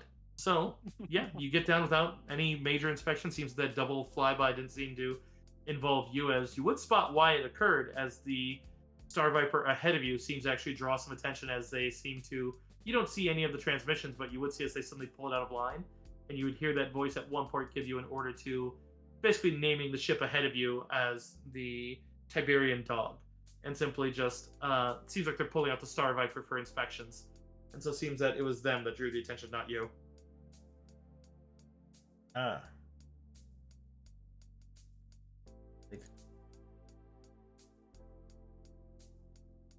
All right, so Cloudscape platforms. It uses the sky lanes. You do have to still follow some directions, so I do need a second use computer check.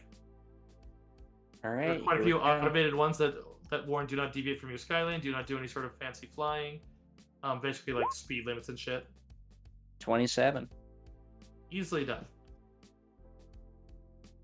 You can see as it looks like there are some air speeders that are patrolling this area, but definitely still the Imperials.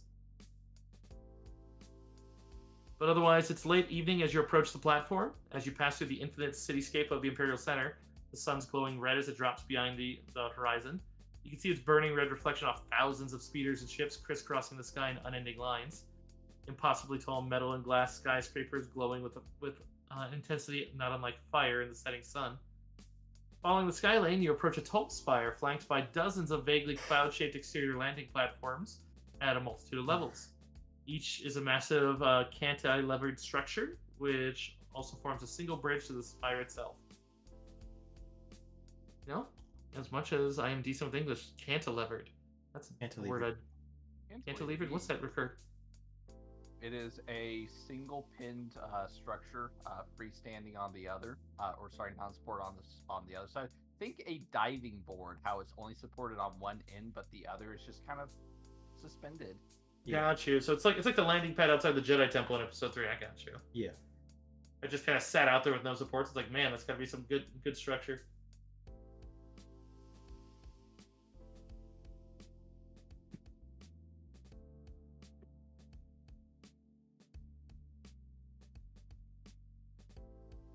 But otherwise, as you approach, you finally get in stark contrast to the rather sinister-sounding control droid, you get a very polite, it sounds like a human voice.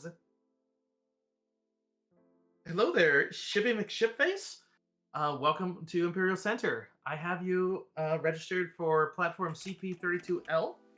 This is control of Cloudscape platforms. We're excited to have you. Sorry, what was her call sign again? Well, she just said she was Cloudscape platform. This is control of Cloudscape platform, but they didn't give a one. If you could ask for it, though. Yeah, Or is that what you're... that's fine. No, that's fine. Controlscape cloud something platform. I didn't get all that, but this should be my ship base. Roger that. And what was the dock I was assigned so I can write it down? CP32L. 32L. All right, navigating to CP 32L. This is ship base.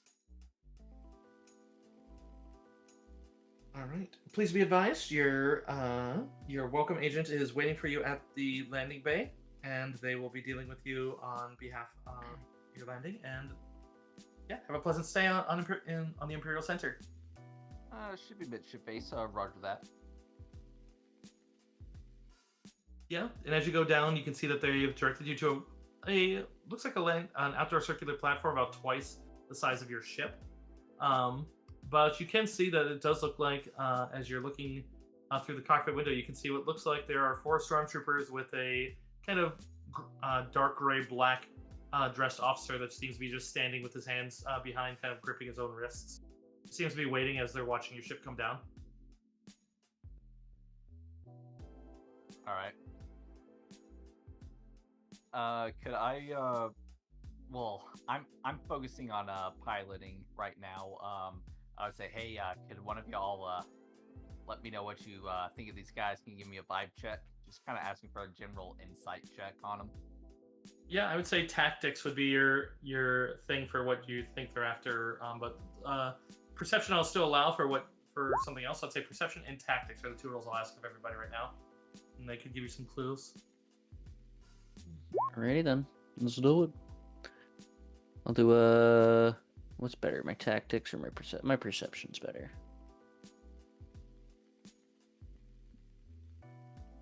I'm sorry, was it one or the other? I apologize. No, both. I'm asking for both. Oh, it is both? Okay. Tactics, perception.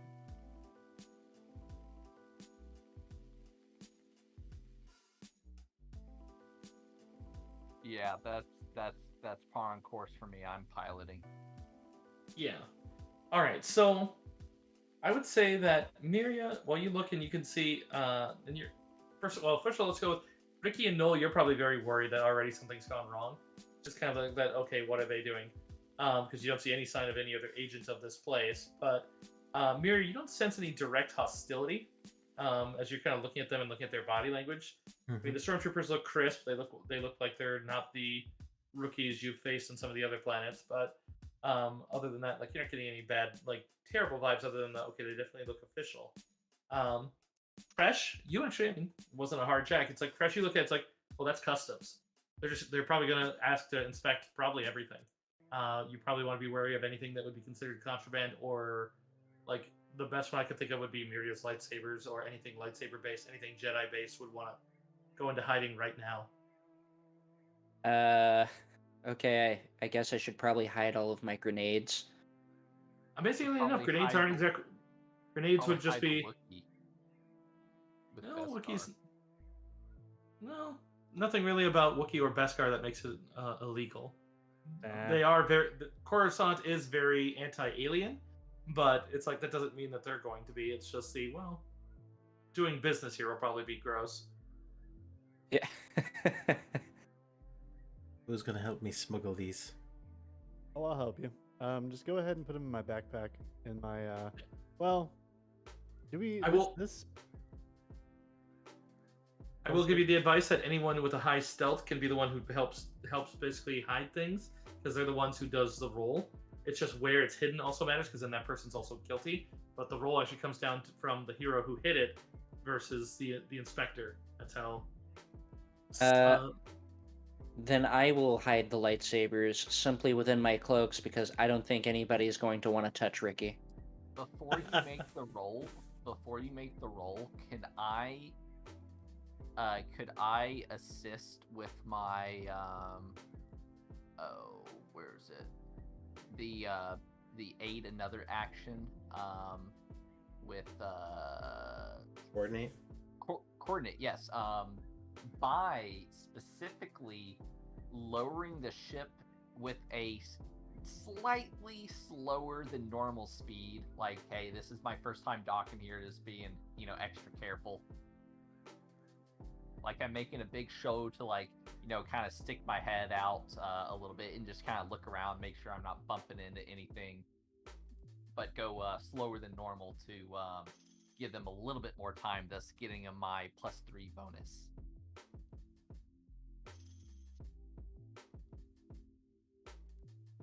All right. Yeah, you can definitely help out with that. How much do your lightsabers weigh?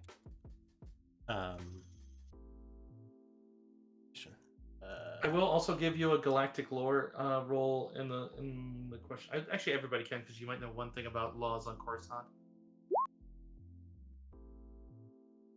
Oh god, Noel definitely knows. Yeah, I guess he had to take a business law course in still school. All right, so Ricky actually would know as well as this one. Noel and Ricky, in the terms of lightsabers, Coruscant's actual law on lightsabers isn't just because they're fairly prevalent, given the presence of a lot of discarded ones, and they're regarded as trophies. But it is illegal to ignite one, and it is also you're not supposed to have one that can ignite. So it's very with Noel, with your extra little bit there. Well, actually, you both would be in the 25 to 30 range. Actually, no, because you hit 30. So yeah. So yeah, you would know that. The customs will likely try to turn it on. So it's like if it does get found, it's like if you could remove, like if you remove I any can part take of out the like, energy cell. right? If you took out the energy cell, but like keep in mind though, an energy cell is easily replaced. They'd want to be like because like they might pull one out to see if it's still active. So it's like Can we just take out the kyber crystals then? Yeah, I yeah, can. like, it takes a little bit of work and it's kind of irritating. And you could be able to put it back, but it's actually a little known one that it's like no, they're considered trophies, and a lot of the high-ranking Imperials like having them. So it's like. It's just if it works, then it's a severe penalty, and you are going to jail for life. So it's like, at bare minimum, if you're found to have any sort of, generally that means you're going to jail until Vader can come and see if you're force sensitive. Mhm. I don't imagine that a lightsaber would count as a simple device then. No. Okay. Mhm. I mean, would my quick sabotage allow me like at least a little bit more speed in deactivating the lightsaber essentially? Oh, You let definitely, me do though. that. I mean, yeah, she could do that too. And I would say the thing isn't what you're hiding is you're hiding the kyber crystal. Yeah. Because like Okay. that's a much smaller item, and then that, I mean, isn't That's even probably much weigh as- nothing, so Yeah, those could easily be palmed somewhere, and even then, they'd be lucky if they recognized what it was if it wasn't next to the lightsaber. Alright, then I'll just hold on to your kybers with my stealth roll, and I swear to God, if I roll a 1 right now, I'm gonna be so upset. Alright, 22 stealth to hide a couple of kyber crystals. You gain, if DM would allow it, a +3 to that roll. Yeah, you said you were aiding. Wait. So then it'd be a 25 all day. To hide all of my shit as well. I also have a grenade launcher. Like, you know what I mean? Like, Well, the funny thing is, they're not against. I mean, because you rolled well in the galactic lore, almost nothing is utterly illegal. It's just where you're going to be allowed to go with it. Almost every platform does have a hotel attached to it that basically is, you can bring your shit in there, but you can't go beyond that point. And basically, they register all that with the hotel. Basically, don't let them leave with this or call us. And so it's basically how far will you be able to go with it, and they'll warn you. There's generally fines attached, though. Coruscant loves its fines. gotcha. Yeah, so as such, as you finally do land and you got everything all done and you guys are kind of straightening it out and the ship's landed, Jordy McDroidface rolls over to the landing ramp and waits for it to go down. But as such as once you go down there and you see that the officer in charge moves over, and they seem to move over with a crisp step as he motions for the stormtroopers and gives them direct orders to step forward. Flanking remained, and then just stands at the lip of it. Just seems to wait for you with the same. Although he does unsheath his hands as he just kind of waits to his sides for you. Was he telling us to step forward? Oh no, he was telling his own troops. He seems to be waiting for you. Okay. I mean, it seems like you're getting Imperial courtesy, a rarity. Not a rarity, but I mean, for what you've been doing, a rarity. Those Right. Imperials you meet are. Yeah. But it's like they're nice to their civilians. Ish. But I mean, yeah, they're nice, they're polite. Yeah. It's like if they're there because of you, they're gonna be professional and polite. Yeah, I mean, this is actually a pretty courteous custom stop. That's all it is. Like, pretty standard routine so Mhm. far. I'll say this is a space trucking sim, the wait station DLC. Pretty much, yeah. Yeah. As soon as one of you steps down, I mean, he does immediately start talking as soon as one of you steps onto the landing tongue, as he just simply, I need everyone everyone who is currently a passenger or pilot of this vessel to disembark. As such, my men will sweep the vessel. I will inspect your IDs, licenses, please ensure that any weapons that are currently held have their licenses prepared, which you know the rebellion was going to give you licenses for anything you were going to bring, other than the lightsaber, since you can't really license those directly, and the rebellion wasn't. But anything just that belongs to the for posterity, I'm currently wearing armored flight suit rather than a typical robes. got it. So Crash basically is playing pick a card because he has to have like 6 licenses. He has so many weapons. Yeah, I'd imagine there's probably one for each of those, and also, so as such, though, assuming no one deviates from that, he just gestures to where his stormtroopers were standing to basically have you each just flank him. It doesn't seem like he's afraid of you at all. Doesn't seem like he's doing anything terribly cautiously, but he does wait for all of you to disembark before ordering his men in. Alrighty. Alright, I disembark. I've done my stealth check. Yep. Alright, I do need a quick one. He has one. You know what? We'll just do it as a bulk, and then I'll roll randomly for how many get.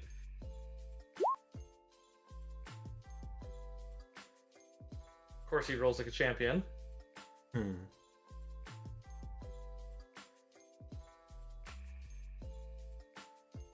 Alright, so what things were being hid that you guys were worried about? We had the lightsabers, the kyber crystals. I thought the lightsabers were fine. I thought we just hit the kybers. Oh, okay. I just didn't know if you were actually hiding the sabers too, and then just double counting. No, after you told me licenses, I was just like, okay, kyber crystals, that's fine. Yeah, they don't really have licenses for those. It's more just they just gotta be inactive. Yeah. So okay, and then because you rolled a stealth to hide something, I just need to know from everybody what, if anything, is being hid. As far as I know, it's just the kybers. Okay, just the kybers then. Yeah. Okay. So I don't think we In this brought case, anything else. Yeah, so he does gesture over as there's a small Imperial astromech that comes over, and it actually seems to just have a little small section that seems to rotate out from its top that just seems to be some small tables as he basically has each of you come over and goes through some items. He does seem to find the crystals, but he doesn't seem to pay them much mind. I'm going to give him a roll to see if he knows what they are, as he basically lays out some of the things. As he doesn't seem offended that they were being hidden. Just seems like he does a rather thorough pat down as well as a scan. Well, God, this guy needs to stop rolling like a champion. Let me see what his actual stats are. He has the stats of a Imperial officer. So now I gotta go get his stats, because if it's good enough, he might know. And at which point this is gonna go way differently than I was anticipating.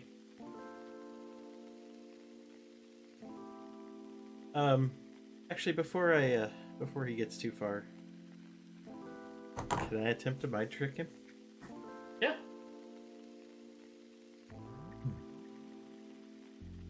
Nothing here is a problem, is it? And that's you roll against his will defense, right? Yeah. He does have the dark side. Okay. Go ahead and roll away. 30.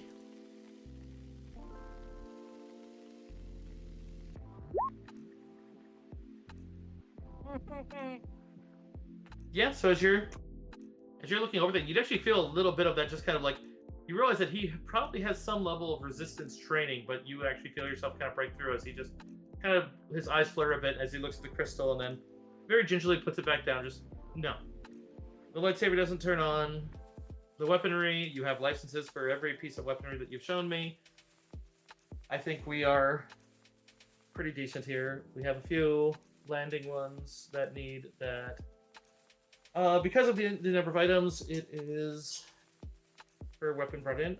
There is how many total weapons?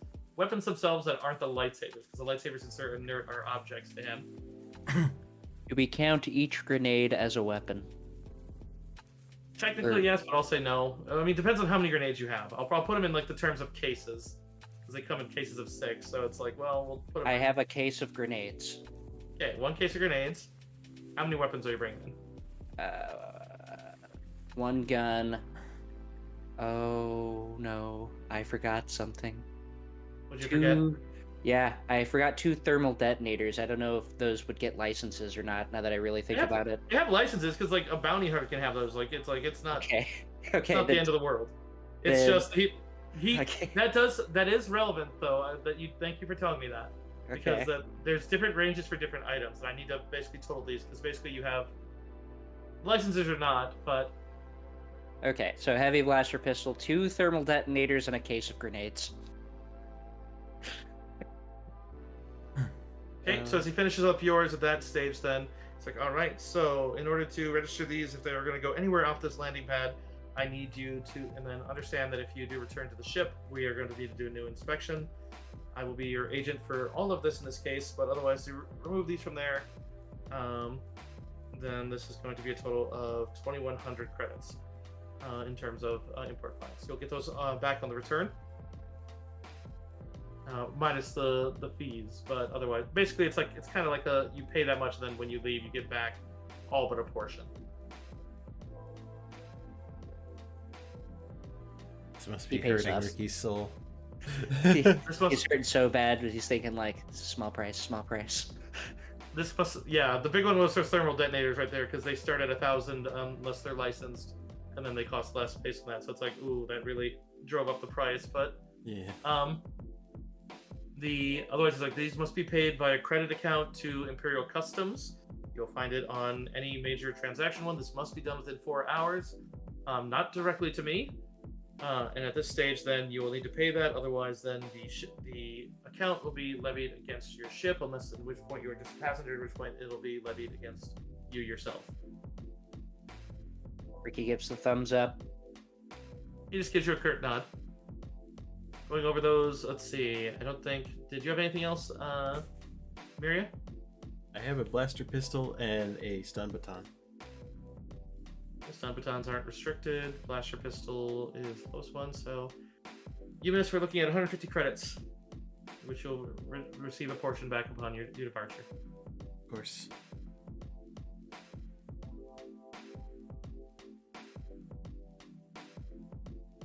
Let's go to Crash. Better question. If if I don't bring all of it with me, do I still get charged for all of it? Like if I leave a bunch of it on the ship? If you leave it on the ship, you're fine, but you're going to get unless you sneak onto your ship, they're going to you're going to have another customs inspection when you leave, because they basically just keep track of where you are between your ship and the first hotel, not your actual hotel, and then between the hotel and the field. That's And you fine. were advised- I just wasn't gonna bring all my weapons. That's all. I was just gonna leave. Yeah, some you don't have to do that. You can leave it on the ship. They'll find it and they'll note that you have it, but unless you want to try to smuggle it on the ship, at which point then, but No, that's fine. So for the weapons I'm bringing with me, like out and about, I'll be bringing my Argarok, my spray stick, and my vibro dagger. okay, so lethal alien, so 200, 300. So that would be 350. Not a whole lot more. Explosives are the only real, Ricky, you kind of held a lot there. I was like, I feel bad, but Unfortunately. Ricky's kind of a terrorist, so yeah, you Right. kind of take down a building, so it's like it's reasonable for them to be like, all Right. right, well, you technically have the license for it, so I guess. If you come back with less of them, we're gonna wonder. if I come back with less, you'll already know. Yeah, I think I'll take the rest of my weapons, and I think I'll just like put them underneath like my Blade Scorpion's pet carrier. Just put it there. Wait, so you're saying you're stealthing the rest of them? No, I'm just leaving them on the ship. Oh, okay. I thought when you said pet carrier, I thought you meant you were carrying the scorpion in. No. As in like one of those, like just like a little like kennel or pet carrier, whatever you want to call it. Not gonna let this Blade Scorpion just free roam in the ship and stick somebody while they're trying to fly. Get shot by the stormtroopers as they're inspecting, just like, the fuck? I imagine, though, actually, when the stormtroopers come out after finishing that, there's probably one that actually comments on the scorpion just because they're like, nice pat. Thanks, he's not nice. You hear another one just kind of mutter about that. Just like basically like something just like gonna have nightmares about that thing. But that being said, just for a thing for posterity, Blade Scorpions need to, I just double check, they need to eat every 2 weeks, and then drinking they can actually go a whole month without drinking. So yeah, I was worried about like you coming back to feed them or something like that. It's like, no, they're all right. They're pretty low impact as long as they get high protein meals, i.e. if they find a body to eat. They find an Imperial Inspector. Yeah, it's a good thing he didn't question Ricky too much or find those kyber crystals. Could you just imagine you rigged it up with the remote control so you could just open it when they're in there? Just like when he's fully grown, just the boss battle, ship shut, seals them in there. I have unfortunate news for everybody aboard that ship. All right. And then Noel, what weapons are you bringing? Noel is bringing his heavy blaster pistol, Okay, so and he's 200. also bringing his trusty knife. A lethal weapon is another 100, so 300. Actually, no, excuse me. Did that wrong. 'Cause it's half of those ones. Because it's all right. So 150, 50, 200. Excuse me.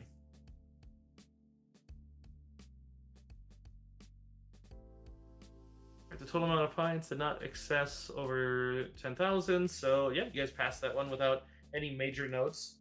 He just gives you a nod as it's like, all right. If you need to contact me, I am Imperial Customs Agent Tali. You can call me at any point during these hours. He basically he's like, probably looks at one, he was just I have. But yeah, seems like as all your identity paperwork drew absolutely no indication. It was mainly just the licenses, and then nothing was wrong with them. They're just not high enough to have free reign.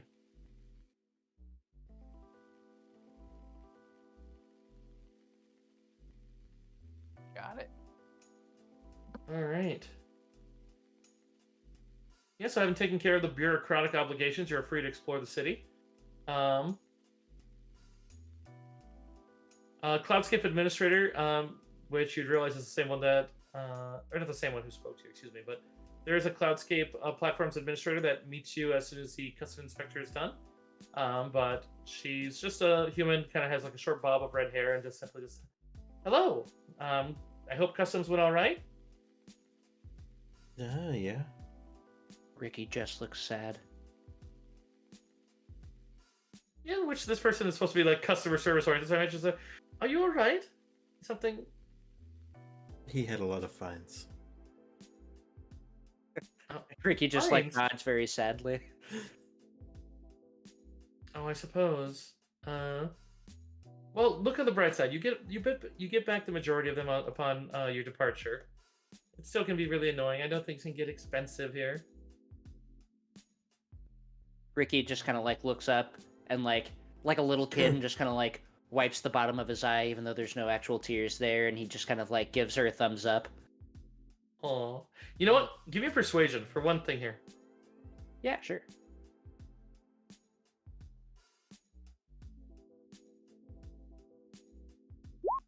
$28.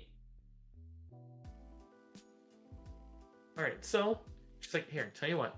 I do have one thing that might help you because this is actually my job and why I came out here, but you know what? I feel kind of bad. So first of all, Cloudscape Platforms, you can leave your ship right there. It's docking fees, including refueling, re-energizing. We keep the core, everything. Some very basic maintenance of the exterior. We don't do interior unless without your permission. But otherwise, if you want it on the platform, it's 1,000 credits a day. Then we have a hangar for 4,000 credits a day. But we have full security as well as the Imperial security that are always patrolling our premises alone. But otherwise, you know what? Because obviously it sounds like it was expensive and it kind of sucked. I'll tell you something that my bosses would not like me telling a potential customer. There's a different company on the same tower. They own parking platform at the mid-levels, and they are all half our cost. Their platforms are 500 a day, and their hangars are 2,000. Ricky's gonna look at Noel like, what? Okay. It's like, hey, buddy, you were the one that took me here. I mean, this is where the rebels basically made you connections. It's just. Otherwise, I'm here to also help you out with anything else you need. If you need any services in regards to your ships, otherwise I could direct you to. We have hotels on brand. We are connected to the Imperial, which is a rather nice one, but unfortunately, it is currently under some. And again, she kind of sighs and actually kind of looks at Ricky and just you see her make a frown. She's like, the owners of the Imperial don't like non-human aliens, so unfortunately they're going to tell you they're full. They're probably not, but they're going to. Otherwise, mid levels, sleep center's not bad. They run 200 credits per day. Otherwise, at the lower level, you can usually find ones that run even cheaper than that. But you kind of get what you pay for down there, and that's not me trying to be mean. It's kind of dangerous, mainly hostels and bad things. Well, it's fine. I think we wouldn't have any problem getting to the upper level, if you know what I mean. But tell me one thing. We didn't catch your name. What was it? My name is Kieran. Kieran, was that on my list? No, that is not one of them. All right, Kieran. Thank you so much for your help. Well, if you don't mind, we're gonna be bouncing over to the other docks, which you recommend. And all right. Perhaps we can use the savings from that to pay for our up accommodations. Whatever fits your one. I'm sorry we couldn't accommodate you then. She gives a little sly wink to Ricky and just say, I'll transfer the you'll probably need a short inspection, but I'll put the customs report down there, so you shouldn't be too molested when you go down there. She kind of gives you an apologetic one, which game-wise you'd probably go through another one, but I'm not going to make you recharge. They're not going to charge you twice at that stage. I think they'll be worth it in the long run, depending on how long we stay here. Is everyone cool with that? Yeah. I mean, I'm fine with it. One of my immediate things that I'm going to do when we finish this mission is have the rebels pay us back for all of this money we're spending. So yeah, they did say that we could basically expense report this, but granted, we only have a certain amount of funds to work with right now, so we can't blow through 2,000, 4,000, 1,000 per day in just docking fees. well, and we could take up some jobs here. It might be a good way to find our contact or have our contact find us. Yeah. All right. Well, I guess we'll suit up and just kind of as quickly as possible get over to the other docks and go through that ordeal.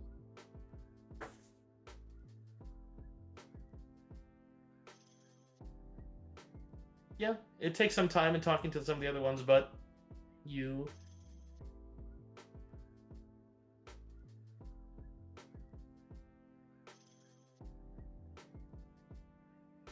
Alright, I'll just double check your head. Yeah, you have to go through another inspection. It does seem to be...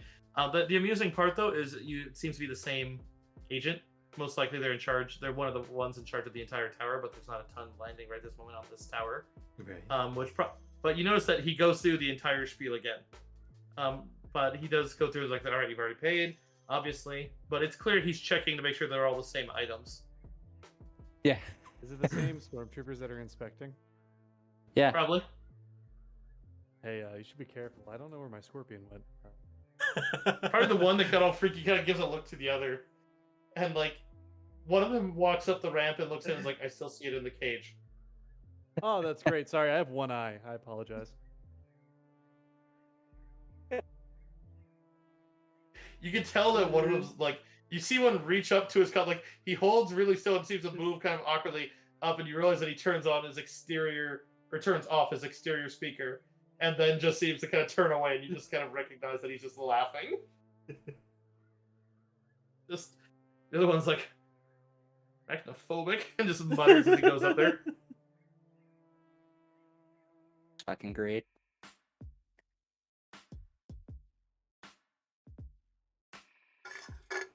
All right. I forget. Did you guys have an airspeeder? I know that there are certain points, but I think the only airspeeder that came across your viewpoint. We couldn't bring it with us. Same with that one E-web that I was trying to dismount off the wall. We left both of those on Felucia. Not unless they'll let us fly our little shuttle around. Yeah, will they let us fly our little Yeah, shuttle we can do a around? little shuttle. Yeah, you can fly your shuttle. Sweet. Yeah, then you don't have to worry about renting one. Perfect. As soon as it is rather amusing. As soon as you go to power up the shuttle upon preparing to leave, you do see as it seems that a Coruscant Skylane control immediately activates and automatically connects with you as it starts listing off all of the different rules of different flight speeds, different ones. It does mention that you've been given a Class 1 business license for the and then tells you to key it to your transponder. It'll allow the Skylanes to track where you go properly, so you're not identified as an unidentified craft. Doesn't indicate they probably have different levels of transponders that may allow different types of ones, but it does also seem like they have some pretty strict rules on you have to kind of say your destination before you launch. It's this.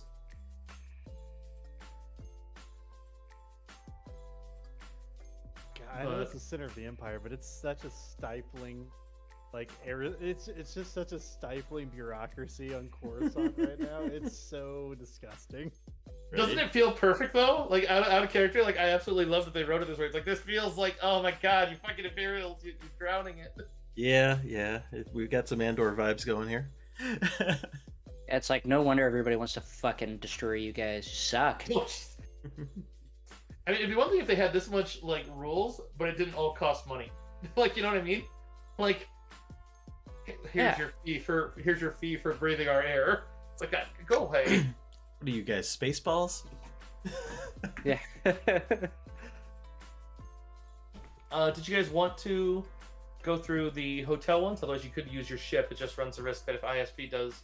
No, it's not ISD. What is it? It's ISB. What's We're ISD? talking about- The one risk of not using a hotel is if you do get caught, the easiest way for them to trace you back is a hotel, and then it gives you that extra layer. But otherwise, you can basically you're what sort of 200 for the mid-range ones. Pretty much all the high-range ones adhere to the Imperial racism because that's what the Imperial humans like. But Right. No, we gotta. It's always so interesting to me because it's like all of the Emperor's like closest buddies were aliens. Yeah. For Anakin. I feel like we would have the best bet going to the high-end hotels with finding some of like the ISB agent marks that are on our lists, and maybe connecting with some more well-informed people of the city. Well, I understand for investigation, Hun. I'm asking for where you're going to make your accommodation so I can track this. Because per day, and basically, once you guys start doing suspicious things, then at that point the ISP starts their investigation role. So you're basically on a race against anyone who's caught on that you're doing dumb shit. Cursive, is this about to be a cat and mouse noir style adventure? Maybe.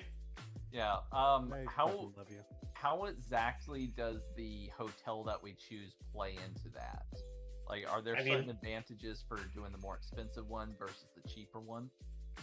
I mean, I'll put it on a term of like you can translate this to your own game themes, but there's still plenty of security at the mid-range one. The lower cheap ones don't have much security, and there's quite a few more aliens. There's quite a bit more exposure. While there are ones that are like 10 credits a night, so that's literally on the ground level, and those are literally described as they use a where is it? Because it's actually listed. Places like Gert's Low Street Hostel, which is one out of Clone Wars, which was a real shithole. Where it's like they don't keep track of you. They also don't care who goes in after you. Whereas the 50 credits a day they're considered like poor security. They're not gonna worry about aliens. 200 credits, they're tolerant of it if you buy their upscale rooms, which are the 200 credits one. That's like Sleep Center, which is also actually I think all three of those are in Clone Wars. The Imperial Sleep Center and Gert's Low Street Hostel are all familiar names. I think the mid-range sounds good. I would vote for the high range if we can get Ricky in there with more security. Might be better for us on our end. Getting Ricky and Kresh in there is going to be a problem. Yeah, I mean, I can always hand Ricky my jacket. And what, stand on your shoulders? And I thought you were just gonna have him hold your jacket for you. Yep, and to be my valet again. I think That's Ricky not would offer to twice, murder buddy. you if that happens. It's not happening twice, buddy. just imagine you push it into him and then drop it on the ground, and he just watches it drop. Like, What are you doing? Yeah, Yeah, I'm fine with the mid tier if y'all are cool with that. Yeah. Yeah, we Mid-tier should do works. mid-range. It's less questions asked, less attention drawn to us. We can investigate and hire Mhm. barriers to course, and that's fine.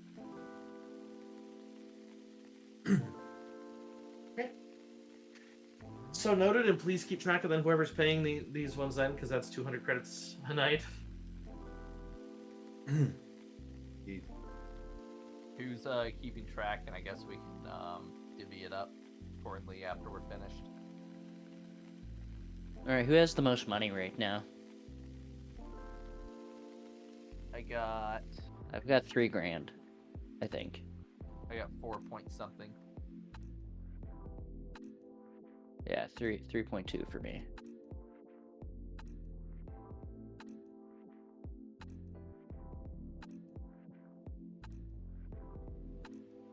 All right, so we flip a coin between Crush and Miria because apparently they have more money than that. I was You doing guys- a calculator, sorry. You all just got paid 5K. Yeah, but I just spent 2K in fucking fights. You just I made me think spend a about crap load five. of money on a bounty hunter, so. Here's what's gonna happen. I'm gonna cover it. Okay, I've got 6K. Should be enough for a few days for sure. We'll be all right. Get like the first like week or so, and then we'll see if we're still here after that. A week's a pretty long time, so. Yeah. Besides, we all pitched in on the armor, so it's fine. I don't mind paying for the hotel now that I actually have money. I was just gonna suggest that we divvy it up at the end between all of us, or that we each cover a night every night. It'll be easier if I just cover it in lump sum. I don't mind. Okay.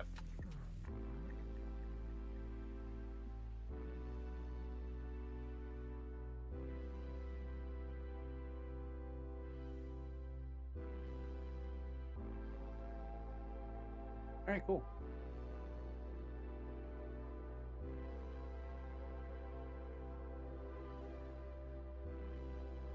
All right. So at this point, I will tell you at this stage, this campaign's chapter, because like I'll tell you right now. First of all, if you want a fun little facet of how this campaign's written, just getting down here and getting on the planet is a whole chapter. It's literally Wow. chapter 1. That's how much it's like the yay Coruscant. Woo! Wow. Bureaucracy. Chapter 2 is a giant sandbox. It's your choice to investigate through, except this is a sandbox where there's basically a giant Imperial snake coming after behind you. It's just, don't fall behind, or it's going to get you. Now, granted, you're right now, it's like, well, it's probably not pursuing. You haven't done anything really outward. No one's looking for you. You're okay. But, just fair warning in that regard. Okay. Mm-hmm. Well, we already have somewhat of a lead on the protocol droid. Want to pursue Yeah. that, or we could try to get a hold of our friendly contact and see if we can. You find were him given a there. comm code for that that only works once you're planet side, so you could try that. Otherwise, you have the protocol droid or the solo step. Personally, I think we should try to get on the comm link that's activated, get a hold of our friendly contact first. Mm-hmm. All right, cool. Yeah. Ricky will bust out the comm link. And you give us a specific channel for that? Is that what it is? Or is this Yeah, it gave you a code to basically a number to call. Okay. And this is the once again, sorry, terrible memory. This is the person that has like the sign and the countersign, right? Correct. Yeah. I don't think you told us a specific number though, did you? Well, it said that Captain Verona gave you a code. It's just basically Gotcha. comlinks will have codes instead of numbers. Gotcha. Because I think I just put it into my little comm link area. Yeah, that it was just a code. But we just have contact with him. Okay, I'll hop on there and I'll just listen for a little bit. See if Yes. As soon as you call it, there's an immediate automated response that just says, leave a message. and I will simply, or I'll have, since I don't speak common, I'll have Droidy McDroidface say, oh, where did I write it? We broke our droid. Yeah, it seems to wait for a little bit and then it just clicks. And then there's almost immediately you'd hear your comm line calls on the audio line. I answer it. I don't say anything. Yeah, and as soon as it goes, it's just the. I hope you meant to. We should meet. If you have someplace you'd like to, tell me where. We're not familiar here. You pick the place. We'll show up. 1 second. What's the name of that club where the death stick thing? I know it's infamous because it's in like 4 of the IPs now. Oh shoot, I don't remember. It has a name. Even Death Stick's bar. Elan Selsabagna? Oh no, that's the dealer's name. Let's see. Like, that's a hell of a fucking name for a club. Sorry, are you talking about the Outlander Club? Is that what it is? You talking about the spots where like Obi-Wan's like? Oh, yep, Outlander Club. Yep. Yeah. Yeah, So he'll yeah, give you directions to the Outlander Club. Because why not? We'll use someplace iconic. I love it.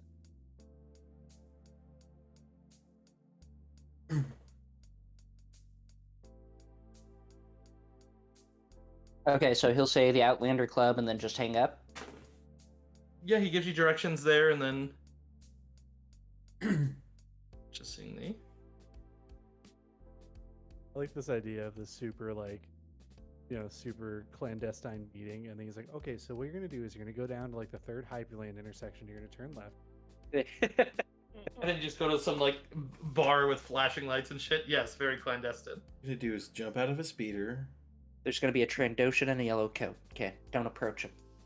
It's not actually Trandoshan. It's 2 kobolds they're from a different universe.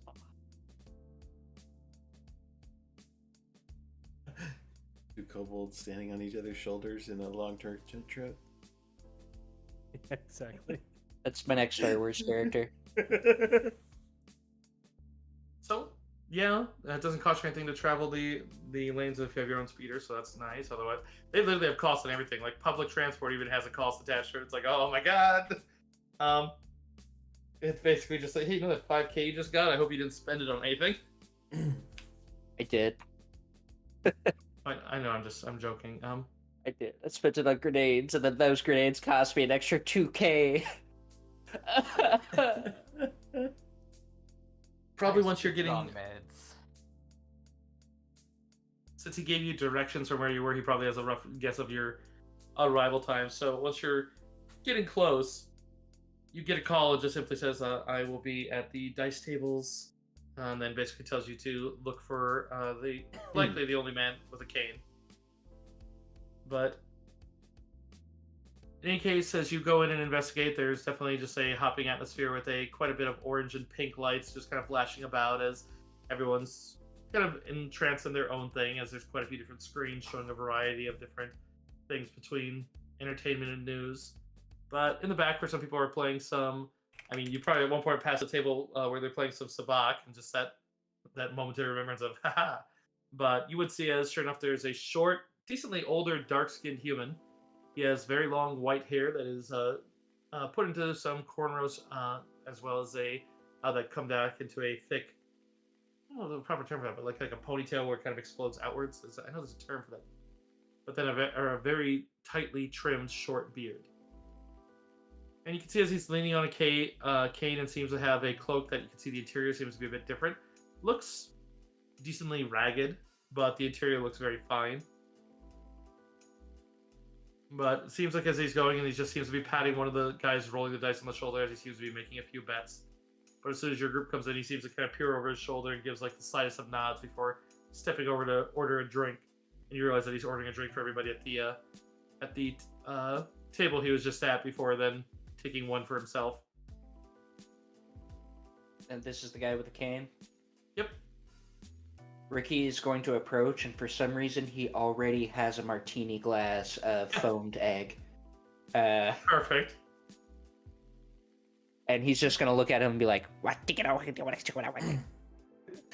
already foamed? Yeah, man, he's going to get a fancy drink. Are you kidding me? He just walked up there and said, hey, give me an egg and foam it. Put it in this glass. Right? I want a glass of meringue. Pulls out his own martini glass. He You didn't even go to the bar. You just brought that. It was on the ship. You had to pay a fine for it. He's gonna say that, but it's Jawies for we broke our droid again. But I don't know if he speaks Jawies. No, Oh, have okay. Tang. Does the barkeep have Tang? Did you say Tang? Yeah, absolutely. Like the orange drink? Absolutely. Oh, It's fuck the yeah. drink of astronauts, you know? Yep. See, I want you to know that when we were at the grocery store yesterday, me and my roommate, we literally looked at the Kool-Aid and we were picking like Kool-Aid like we were little kids. We're like, what the hell is like sharkberry? I'm getting me some sharkberry. And just I ended up buying 2 packets because I was like, I need some purple drink because I was gonna make a big jug of it and have it for my stream tomorrow. So it's like that's one of the special drinks people can get. If you want to get me some Kool-Aid, I'll go get some Kool-Aid. I told Steph you should do that if he starts streaming again. Because we were making jokes about purple drink. Love me some purple drink. And then we were laughing at the amount of sugar because it tells you to put a cup of sugar in with it. It's like That's not enough. Let's be honest. that's a lot of sugar though. A cup of sugar is like. All right. Yeah, you'd see as you go in, he moves out to one of the balcony areas and just goes to sit and gestures to each of you. And as soon as you give the code, he waits a moment to get a bit further out and just say, "Well, I hope you meant to." Well, suppose introductions are in order. My name is Taro Raskan. Who are you? Ricky will just be like, Ricky Tiki Tabe.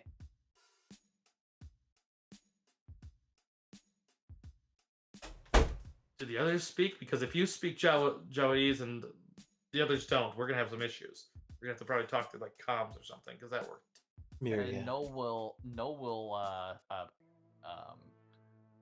will voice up in Joey's and say, my name is Noel. You're gonna say that in Jawies. Yeah. The Kool-Aid isn't made yet, Stormy. I can't make it. Then I have to go mix it. I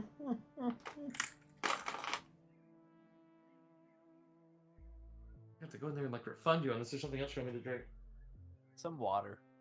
Water's good. Hydrating's always good. Hydrate.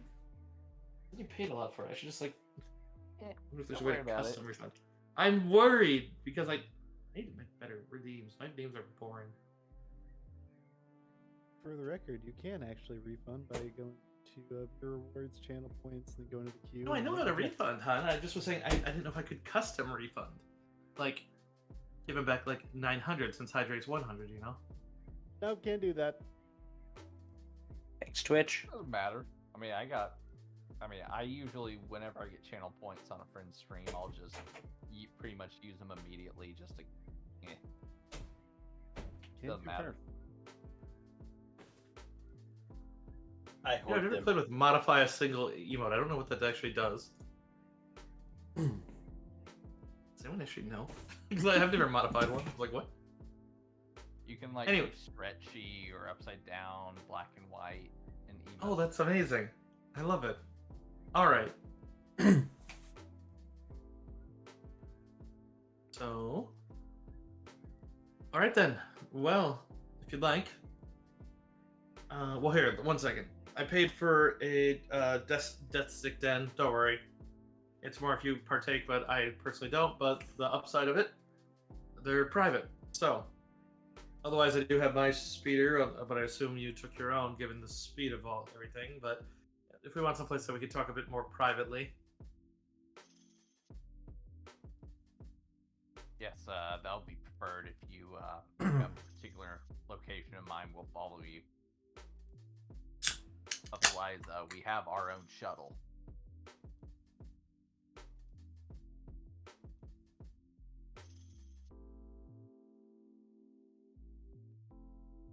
All right, so how about we go up to the... Actually, you know what? Given the course of things, how about we go up to one of the dens? I have a scrambler. We'll check for anything in it just to be certain. It'd be very unlikely, but... Wonderful. Oh no, I'm being hydrated. Yeah, hydrate. Oh, what the fuck?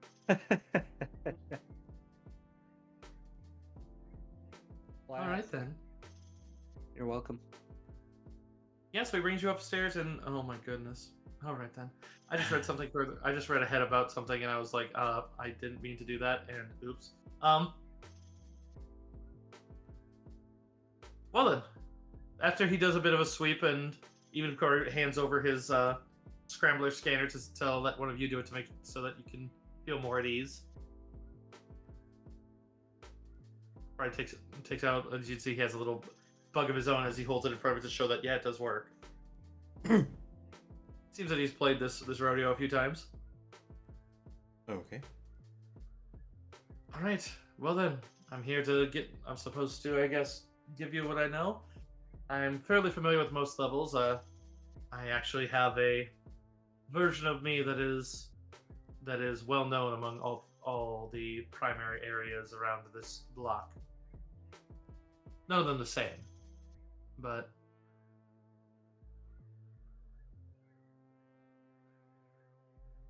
he kind of looks between all of you as you're quiet again. Just a sigh.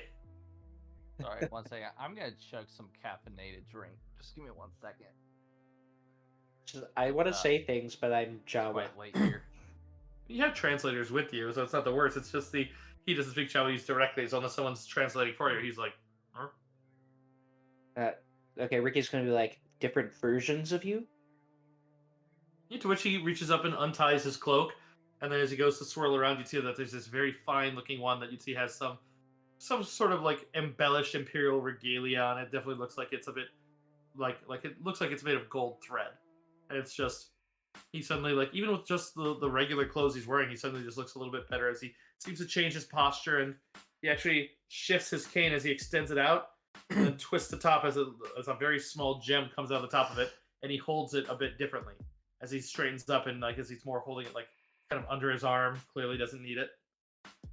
Ricky's just gonna clap like a little kid. See, I'm glad you're so impressed. And he just seems to kind of. But otherwise, then you'd see as he goes to reset it, just because he kind of looks about the area and then goes to put everything back and kind of puts the cane down and then goes to lean on it like he's some sort of retired cripple. Mhm. Is that too mean? That's a mean way to say it. I apologize, champ. yeah, it gets the point across, I guess. Ricky's gonna be like, all right, so what info you got for me? Depends on which. You need to tell me what. I need to know the people. I just know you're here for info. Remember, this is out of character, by the way, but we should not name drop Taro Riskin. That's his. That's this person. That's his name. That's Oh wait, that's her contact. yeah. yeah, That's so who we're see- speaking to right now. Ooh, And that's the contact that the rebellion knows him as, which is why it's like, do not give that name, because they know he's basically a master infiltrator. okay, let me switch these names around. That is good to know. All right, so we're looking for a ISB agent named Lisan Dos, who is connected with the project. We're also looking for a droid named CZ3T6, who's been on many outgoing messages regarding the Sarlaac project, and also Resh, who has contacts with Darga. God. All three of these names, do we feel comfortable name dropping all three of them to him? I suppose.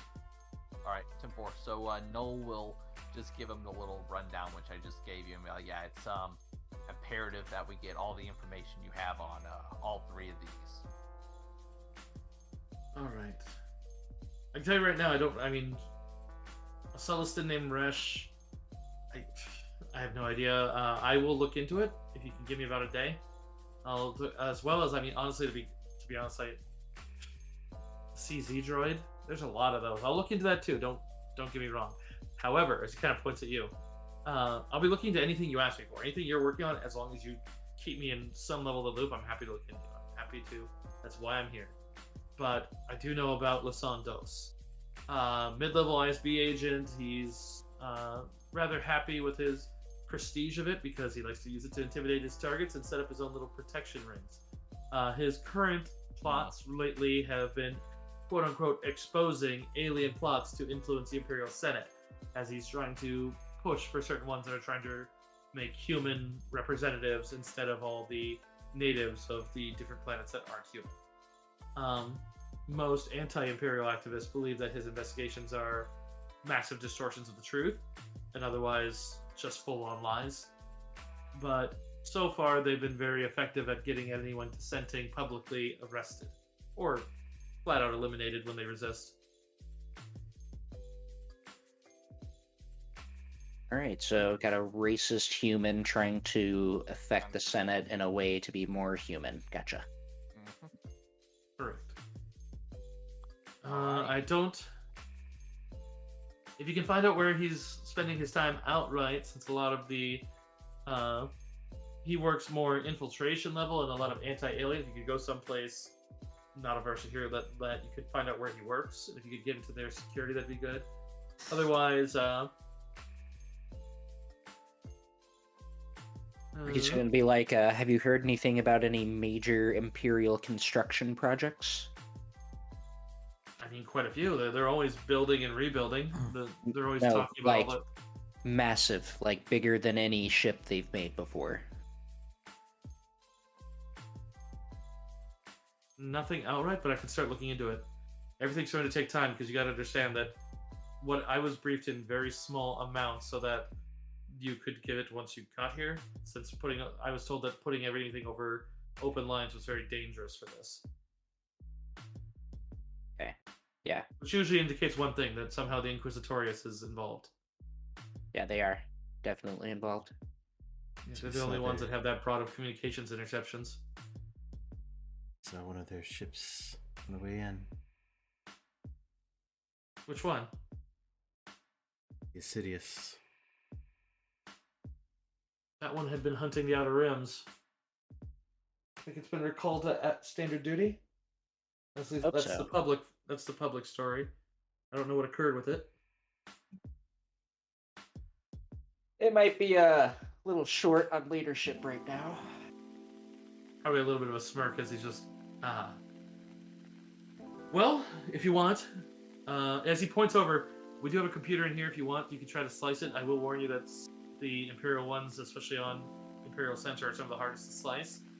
But if we are careful about doing it, we just need to make sure we vacate in about 10 minutes. They're never faster than that down here. So, you can always try to find something on, well, really any of them, but I guess Dose would be the most logical. We probably shouldn't do anything that might put a target on our backs quite yet. Worst comes to worst, we'll hop on a computer and slice it. I don't think I'm going to have too much trouble with it, but we're trying to lay as low as possible while gathering as much information as possible. Right. Just make sure that you're really careful.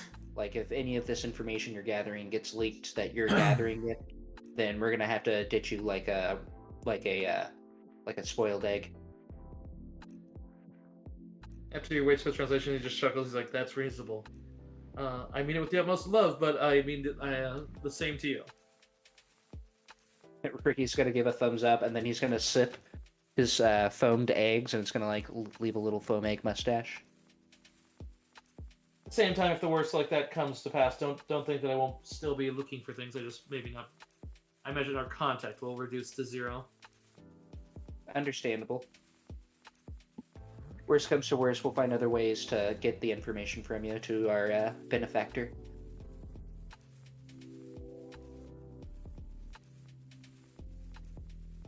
Let's see.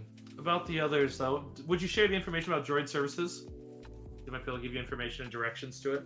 I mean, you know what district it's in. It wouldn't be hard to find, but... Yeah, I'd share them the information we gained. I wouldn't tell them where we got it, but I would share them the information.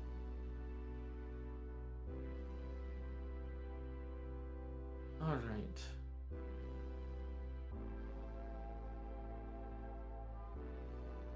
So, I know that building.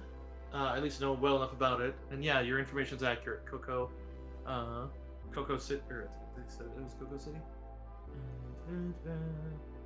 Cocoa something. I know the colloquial... Cocoa Town. Yeah, Cocoa Town. Because I love that. They're fairly good. Let's see. It's a rather large multi-story industrial building. generally they're working on. It's basically just a bunch of bays where they're refurbishing every droid. Given they focus almost solely on that, they have pretty tight private security. And then they have sensor-based alarm systems. Mhm. They do have an office that takes for catered, although they're not going to reveal much. They're very keen on client confidentiality, so you're going to need something else to influence them in that way.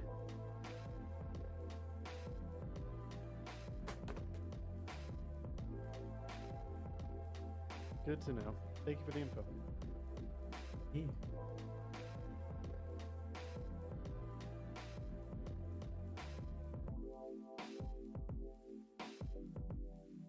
Character, you guys got any other questions? Not at this time.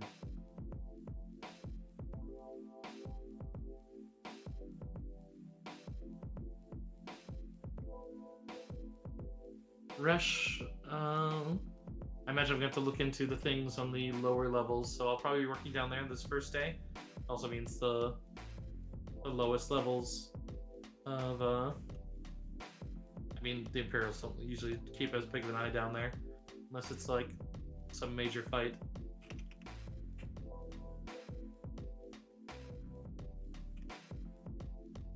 Gotcha.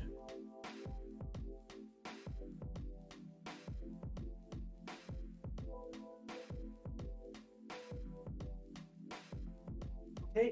Well, where's the? When do you think we should meet up again? When would you like? I don't know. How fast can you gather more information? I mean, let's start with the day. If I find something major, I'll contact you on the same code you contacted me on. Okay. Say you don't find anything too major that's worth contacting us on the codes or whatnot. Let's say we meet back here at the club here in a day. Same time tomorrow. Got it. Gotcha. Ricky's gonna strut off, really wishing he still had his pimp suit. After Just imagine downing Austin Powers walking into the club. somewhat. Austin Powers walking to the club in the third movie. Yeah, exactly. Yeah, baby, yeah. I haven't watched Austin Powers in a while. About due.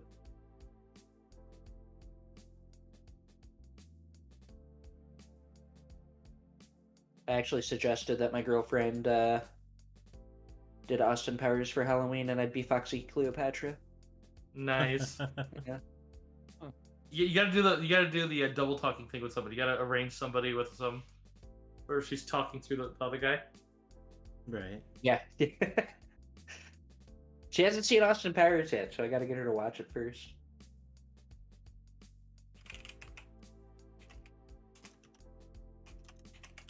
All right.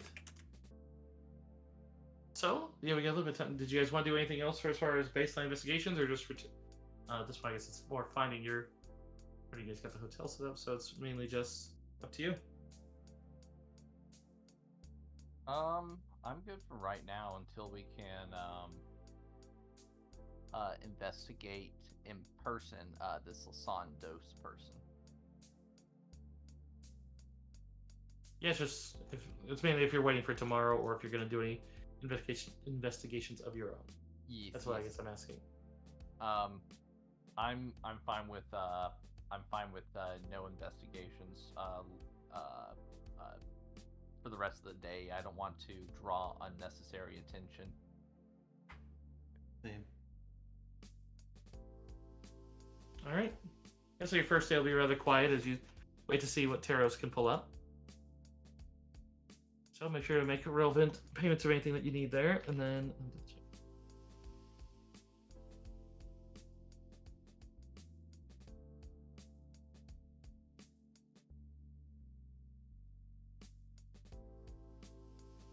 No hotel and docking fees.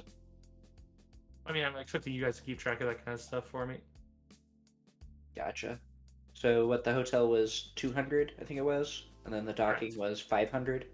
Correct, for an open platform. Gotcha. So it's $700 a day. I'm tracking the hotel fees at least.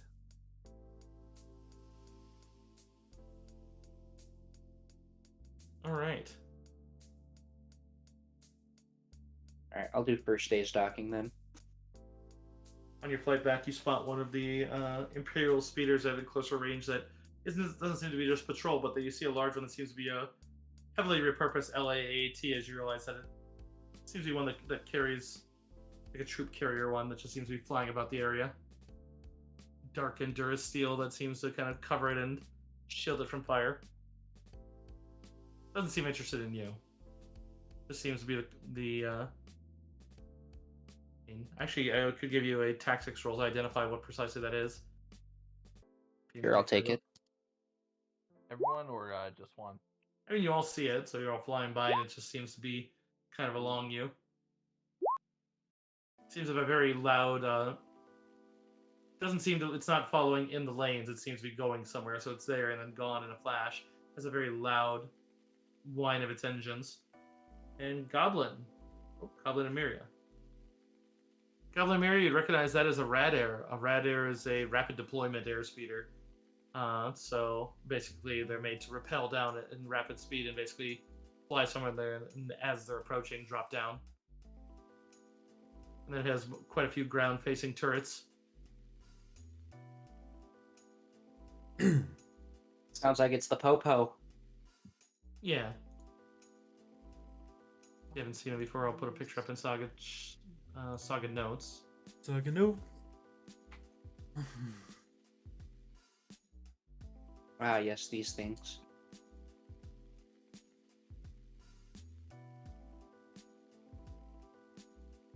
All right.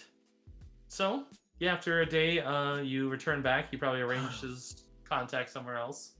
And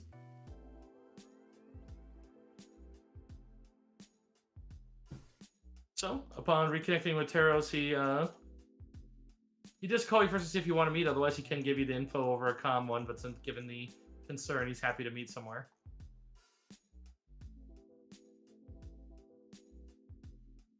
It's really up to you. Hello? You said it was our dude. Yeah, he contacted you on the same one and said, if you want, we can meet somewhere again, or he can just tell you over the comms. It would be the next day as you're going to meet. It's more just the. Say probably meet up, not over comms. I'll tell him meet up same place. All right. So yeah, as you go to the Outlander, you'd find him there as he gives you similar directions, and this time not so much gambling, but watching the gambling with the drink. As soon as he sees you, probably makes way over to the bar, and you think he's gonna order the drink again, but you see as he just seems to take another debt stick room, and then just goes upstairs to the upper area to draw you all in. Yep. Ricky walks in with his martini glass of foamed eggs again. As you get inside, you see as he actually has one sitting on the table inside. Like, well, I guess you can have two. Ricky's like, happily. We'll take it. Oh, nice. Oh, perfect. There you go. I didn't realize you liked it. Oh, I don't. Ricky holds up for like a cheers, like a little ting with the martini glass, and like drinks his, and then stares at Noel to drink Wait, it. you better drink it all. No will take a sip and look absolutely disgusted. Should I have you roll like a? Oh wait, you don't roll saves. I should roll an attack roll on your fortitude defense and see if you just throw up. It's funny. Fortitude defense. Give me a second. Well, I'm trying to. Well, I can't roll. Oh, Yeah, wait, I was gonna say make an attack roll. that's what I was saying. Is if I just roll an attack roll against your fortitude defense, which okay, so fairly. If I give it like a +4, I imagine that's like that's decent. Yeah, I have a 22. Okay, so your stomach turns, but you're fine. You're like, Ricky refrains from calling you a pussy. Noel will elect to throw up in Ricky's direction. oh jeez. Wow. Come on, guys. No, I'm just joking. All right. It is not a good drink, Ricky. How can you stand this? That's what Ricky eats. Noel will sigh and turn to Taro. All right, so where do we begin? All right. The reason I thought that this may be better over the comms, but the information I have for you isn't actually with me, but I do have a contact. There was someone I trust, but in the underworld, as they call it, of where they gave me the name of someone named Iatoa Ro. They said that they gave me a few channels that I can meet him on. That generally he arranges a meeting and he picks a spot, and then you go there, and then yeah, apparently he is.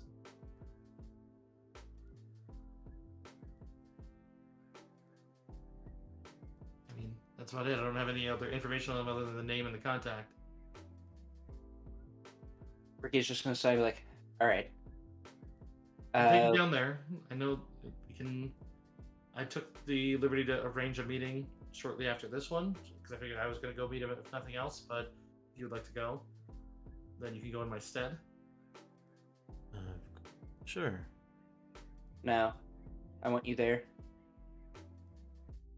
We're not going to cross. We're not going to cross beams that way. Either you go or I go. But We not need to both be of us. seen together all over the place. All right, then you go.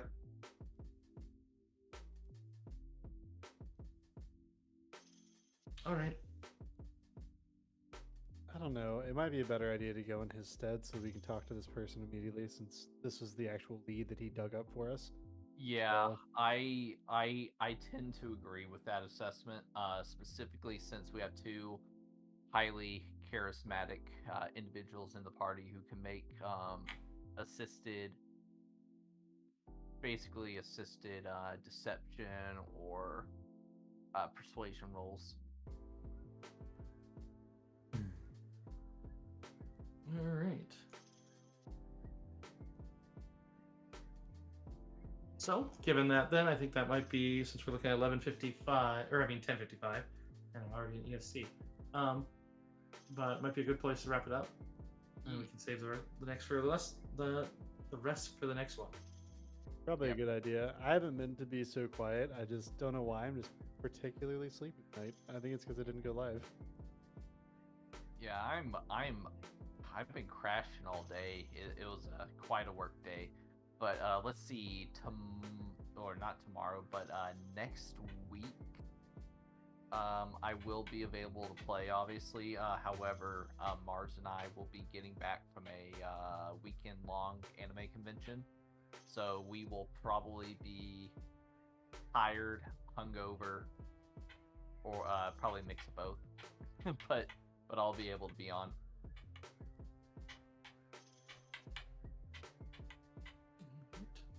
If you could do me a favor, just post any of that stuff in the channel too, so I don't forget later, just because I'll keep track of everything.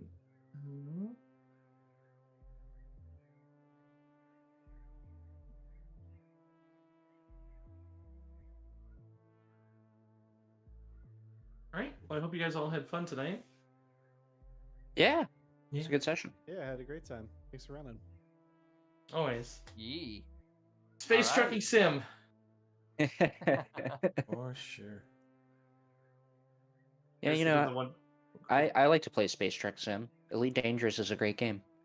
See, I just reinstalled Elite Dangerous, and because I had it installed for a long time, never played it, and then uninstalled it. Now I reinstalled it. I need it because I might be playing that tomorrow because I wanted to play a space. I was really in a space simulator mood. Like I wanted to do what was it? Freelancer. But I found out Freelancer is really unstable on Windows 10. Plus, I don't know how much my chat wants to watch old games, but you know, I love old games. Right. All right. I just hope that you don't have the Odyssey downloaded. 'Cause Odyssey is trash. I'll remember that. All right. I think we had this conversation before. Like, there's something about it, like it changes everything. Yeah, it like completely fucks up the graphics and a lot of the actual like driving mechanics and shit. Oh, I will say, as of tomorrow, I'm officially on vacation until January 3rd. That doesn't mean anything for my games. That just means I'm not working. So my schedule will be 100% open. Roger, Dodger.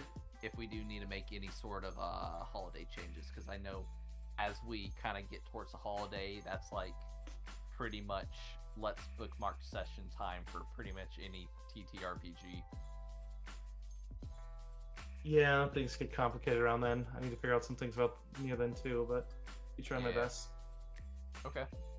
Good. Well, yeah, thanks for DMing today, Sarah. I've been extremely low energy. I'm drinking a Balls energy drink, and it did absolutely nothing. So Balls did nothing for you? did I love nothing balls. today. Oh my god, they're so good. I love it, but it's just I had it. It didn't. Is this a real conversation or is this a bit? No, Nope, there is no, actually no, my no, it's favorite good, energy it's drink is good. called Balls, BAWLS, and it comes in a glass bottle Who with made bumps this? on it. It's Who- amazing. It tastes. I very mentioned good. it on stream to you before. It is I literally very told you good. it's a supremely good flavor. It's in a blue bottle that has You're ridges drinking all blue over bottle. it. Yes. That's the energy drink. Come on, Hold this isn't a bit. Hold on. It gets even better.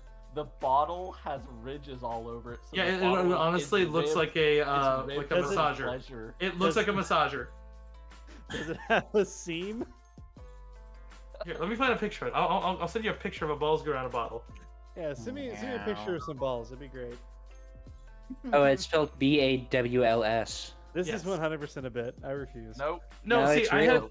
in high school. And he was like the only like openly gay guy in high school in my age. And like he literally for one Christmas walked up, gave us all a bag that had a bunch of goodies, including a bottle of this, so that we could all taste the taste of his balls. And it was like, oh my god, champion.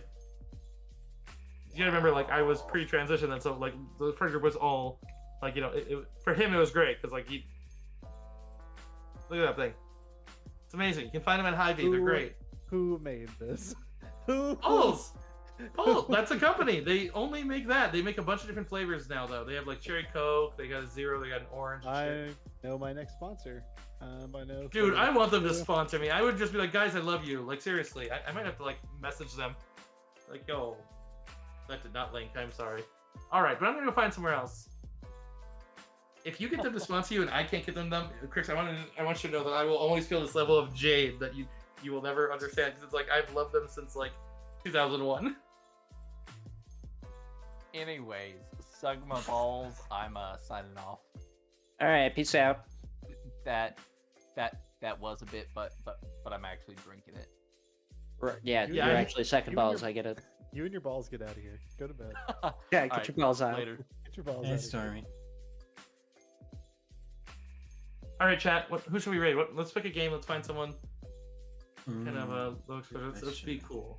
I want to find someone who's not affiliate, because I like a boost to like just be like, boom, like people in here want to like just it's go my like follow someone favorite. random. Let's find someone who's not affiliate, and let's just like all follower bomb them. Like it'd be so cool. That's my favorite right there. That's why I spin the wheel, Cursive. That's the. Yeah, but no one look at my chat. No one mentions games, so I say that I'm like, okay, Somebody but where? go- And then everyone's like, Tell Synth to start streaming something for no particular reason. see, he's got the follower one, so it's like I want to get the follower count up. That's all we can Ah, really gotcha, guarantee. gotcha. All right, I'm Since getting there- out of here. Good night, And guys. also, since average is really good right now, so it's That's like I don't true. want him to start randomly. Bye. See ya, Trey. Bye. Yeah, since one is like, because his last 3 have been like averaging like 7. It's like, oh my god, dude, just keep it up. We were good tonight with mine. I was like 9 and 11 for a long portion. I love it. Not that there's any major measurement. I love all of you, even if there's only just one of you. So don't take that the wrong way. But it was a lot of fun to see everybody. But I want to find someone. Let's just pick a game. What's a fun, relatively recent game? I could do Hearthstone. Power Wash Baldur's Gate later. 3 is getting some recent stuff because its release got announced. Let's do it. And besides, hey, Goblin, when are we doing more of that? Because there are some tall people that need some ass kicking. There's some very tall folks who are being very, very tall. Whenever you want. Doesn't matter to me. I'm busy Tuesday and Wednesday this upcoming week. That's it. I'm gonna look through a couple of these. I'm gonna find someone who is not. I'm gonna find, let's see, English. I mean, not English. But I'm gonna find someone who is of these 4 I see here. Are any of these not? Okay, here we go. Here's a man. Only 19 followers. Let's go. We could literally double this man's shit. I shouldn't even know. Let's see.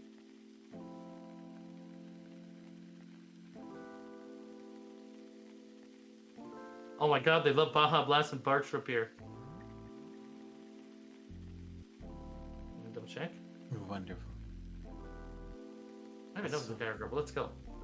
This person is named Squishiaris. I think it's a she, but just because see the. Don't know.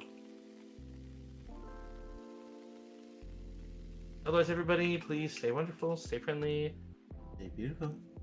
Mm-hmm. and please follow the person because let's do a follow bomb. It'll be fun. See how many we can get.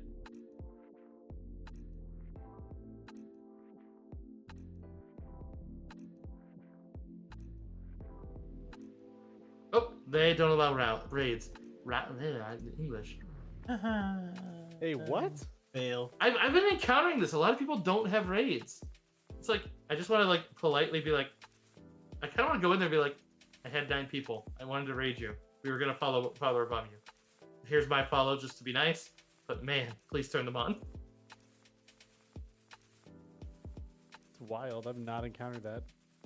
This is literally the 3rd time within a month that I've encountered it, and it's like settings don't allow raids, and it's like, why wouldn't you do that? Maybe because they've been hate rated before. Really? Yeah, or if you're a bot rating, now that I'm thinking about it. Just don't want to. There's bot raids? Oh, yeah. Yeah, it's a quick way to get your channel marked. I'll tell you about it off air. Gross. All right, I'm gonna look through these other Baldur's Gate ones. I'm gonna find one. Chat. Hang on. I love you. I'm so tempted to just randomly follow all these people. Here we go. Here's another one. 13 followers. God, I hope they let me rate. Okay, they don't even have anything that's saying like. Hell yeah, this one sounds. They sound so uncertain on themselves. Let's go give a confidence booster to Obi-Wan Sobey. Obi-Wan So Obey 93. I don't know. I see an Obi-Wan part. That's already made it good. We're looking at some Star Wars. All right, hello there, Raid. What? You go there and I'll say hello there. Hello there. They better have a hello there thing, because I mean, oh my god. Let's go. I see 3 of us. Oh, 4. Be nice. Be hearts. The raid's working. Let's go. Follow bomb if you can, please. Let's go. Love you all. Have a good night. Mwah. Ciao.